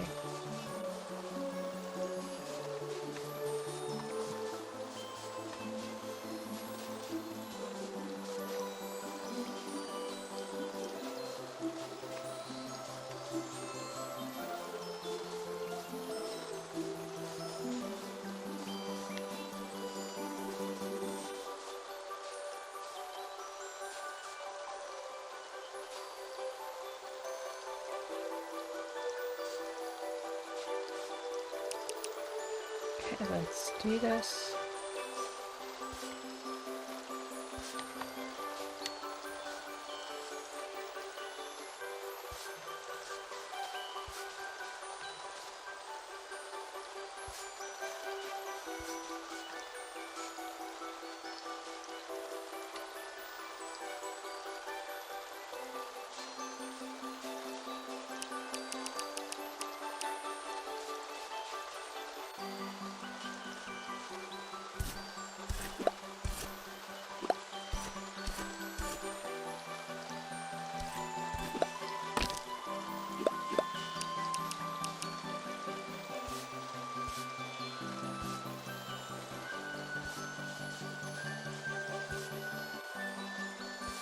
We'll open up another section of a tower right here.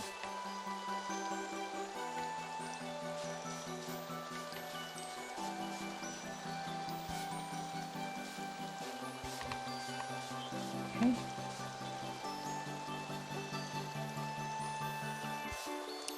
No.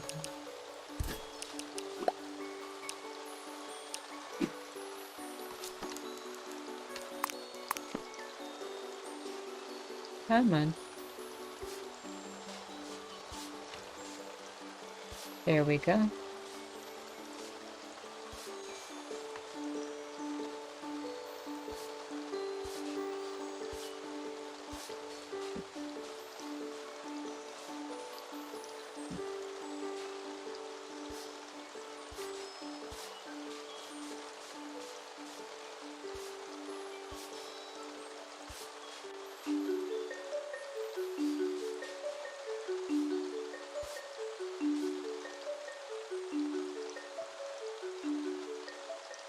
Never got chunky sauce.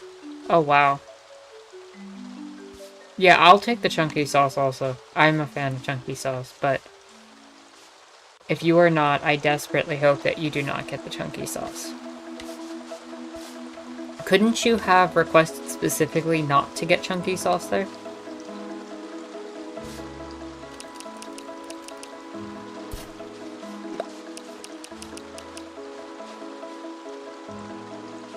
No! Okay.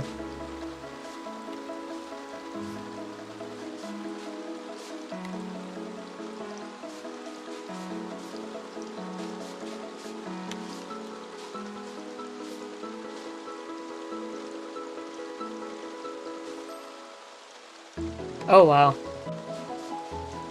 That's intense. Specifically to spite you? Yeah. Seems like it.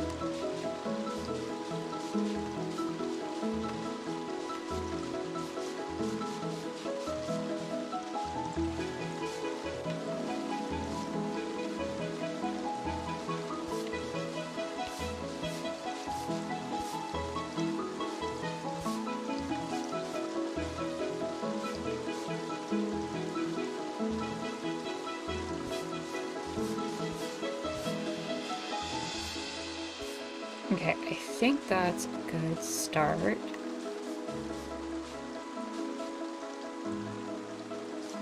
I'm not jumping.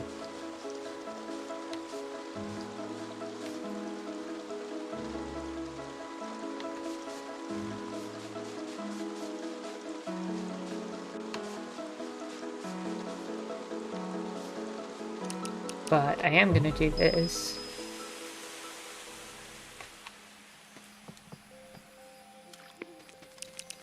So one thing I want to check is what kind of stairs.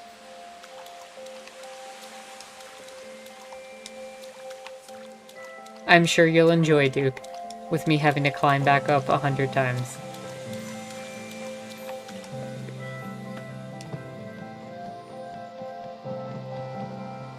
What kind of stairs are these? Ranch stairs.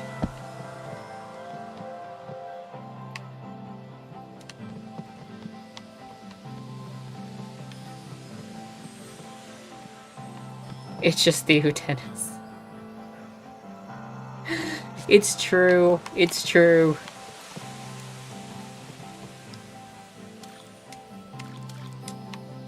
Now I have to go watch that after the stream.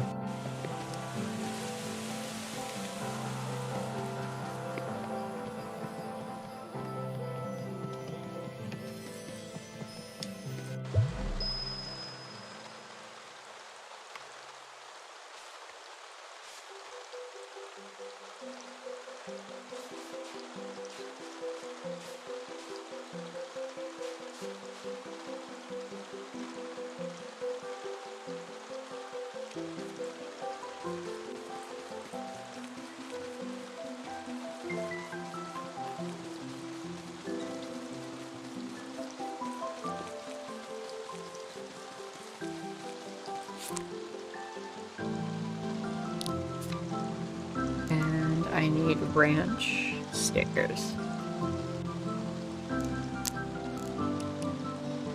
I'll just get 100 even though I don't really need it.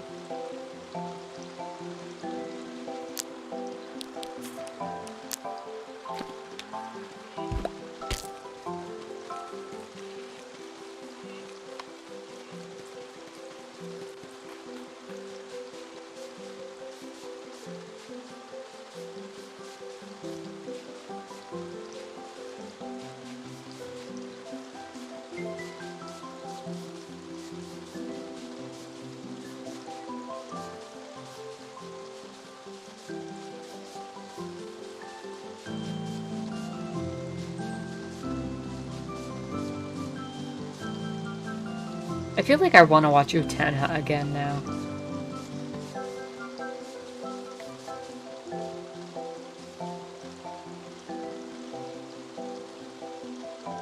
The real revolution was the stairs we walked along the way.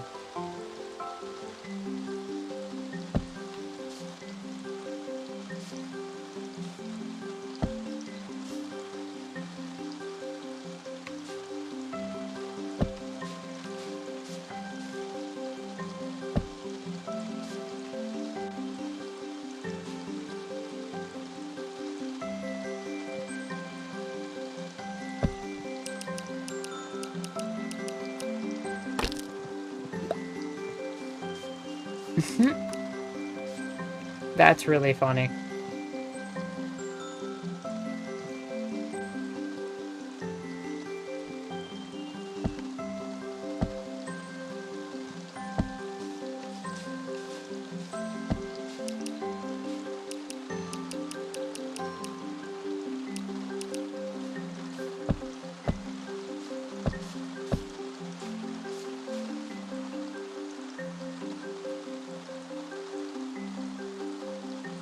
Oh yeah, that elevator just comes out of nowhere and you're just like, wait, why didn't you use this the whole time?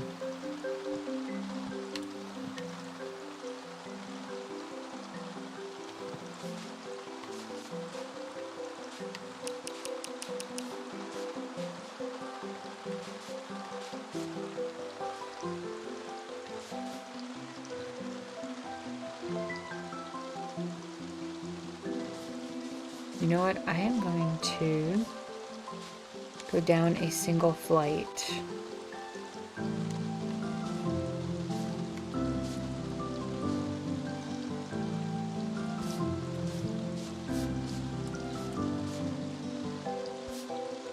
And build this out also.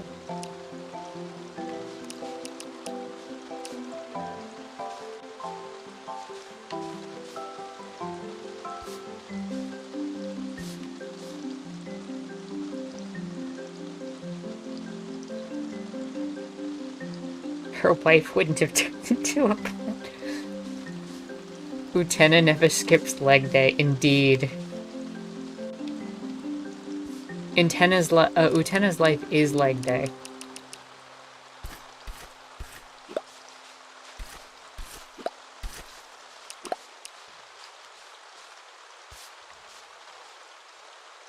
Okay.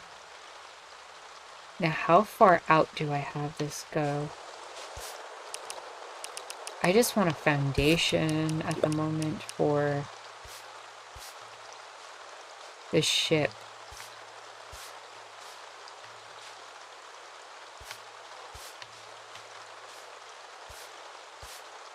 She is like 85% leg. You are absolute, and I fell.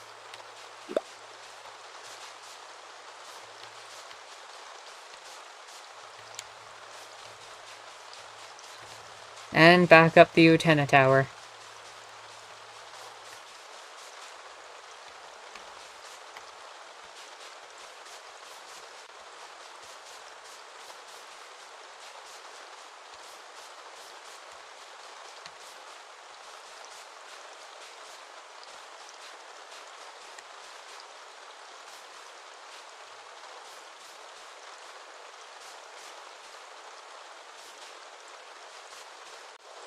There we go.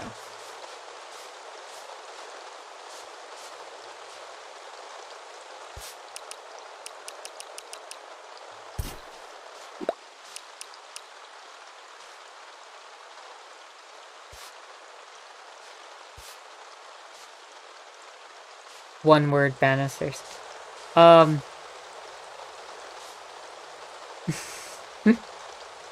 don't think that would help in this instance for what I'm trying to do. Unfortunately.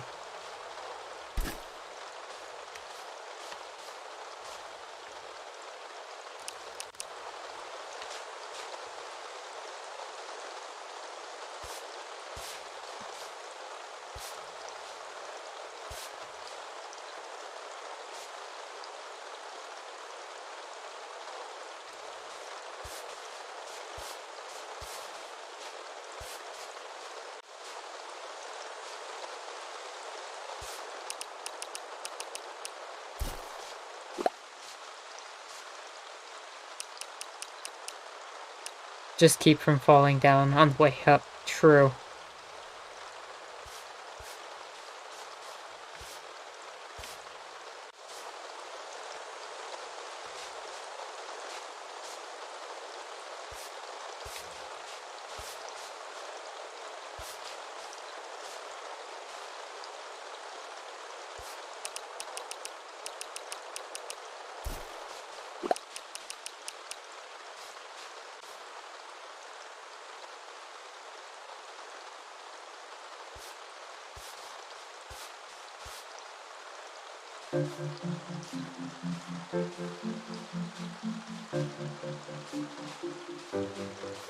Also, this is probably no... That's the stairs that are going to lead up to the ship.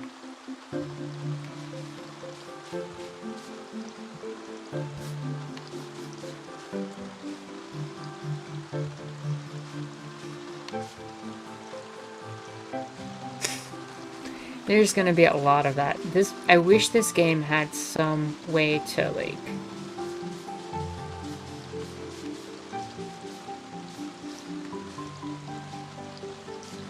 You named your cow in Stardew Nanami?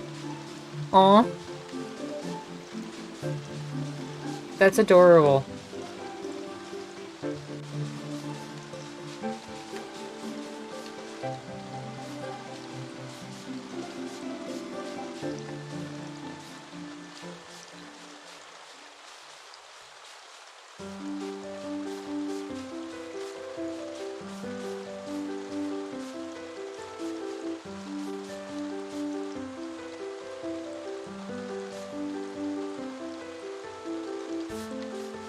Go.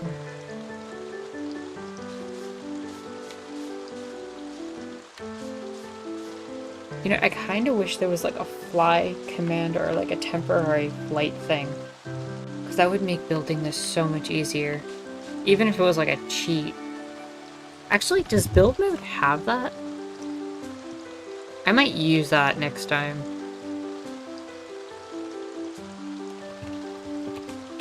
Staxel, fly, build mode. Oh.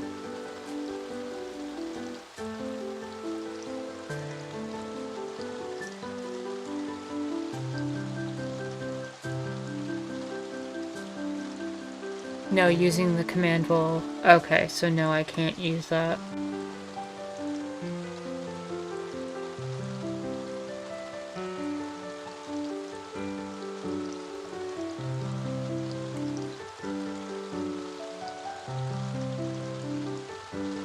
That sucks.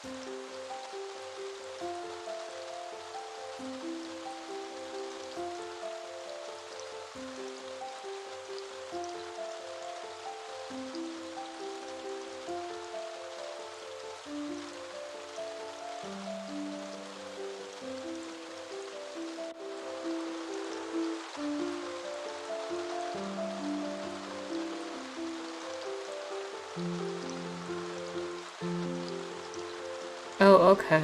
So, you know what? I can just fly. Whatever. That'll work.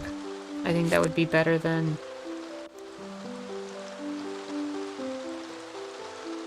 how I keep falling to build this thing.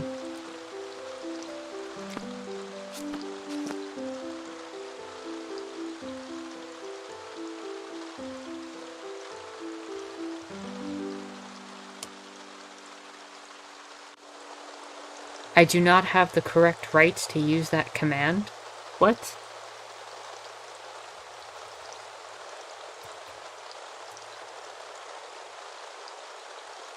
I probably have to be in creative mode to do it, so maybe next time.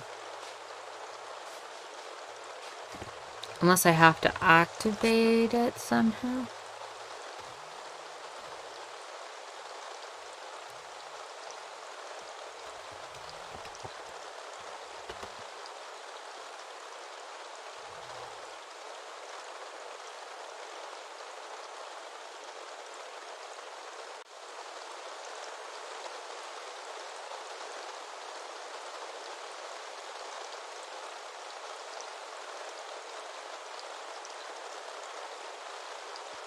They took away my rights, true.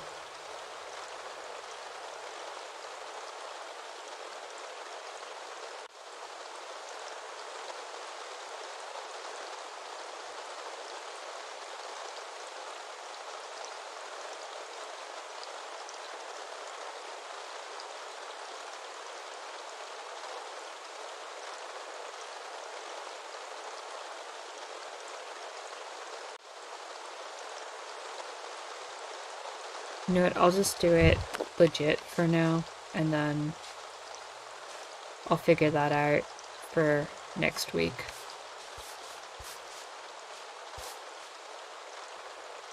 Because I'm probably about to wrap up anyway. But at the very least, the ship has started.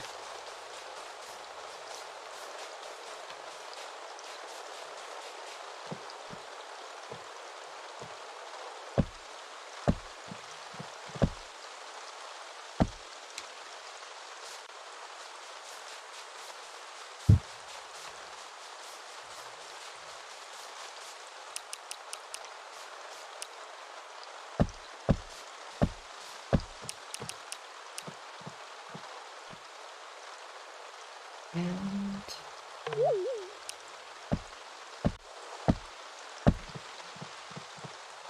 There we go. It's the start of our ship.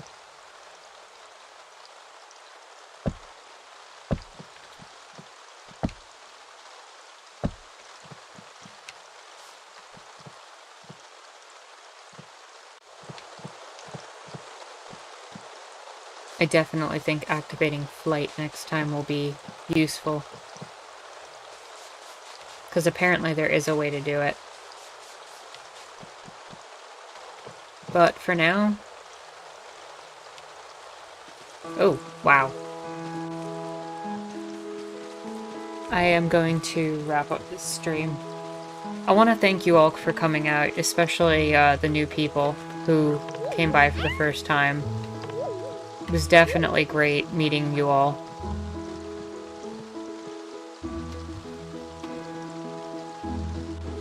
Maybe switch over to this.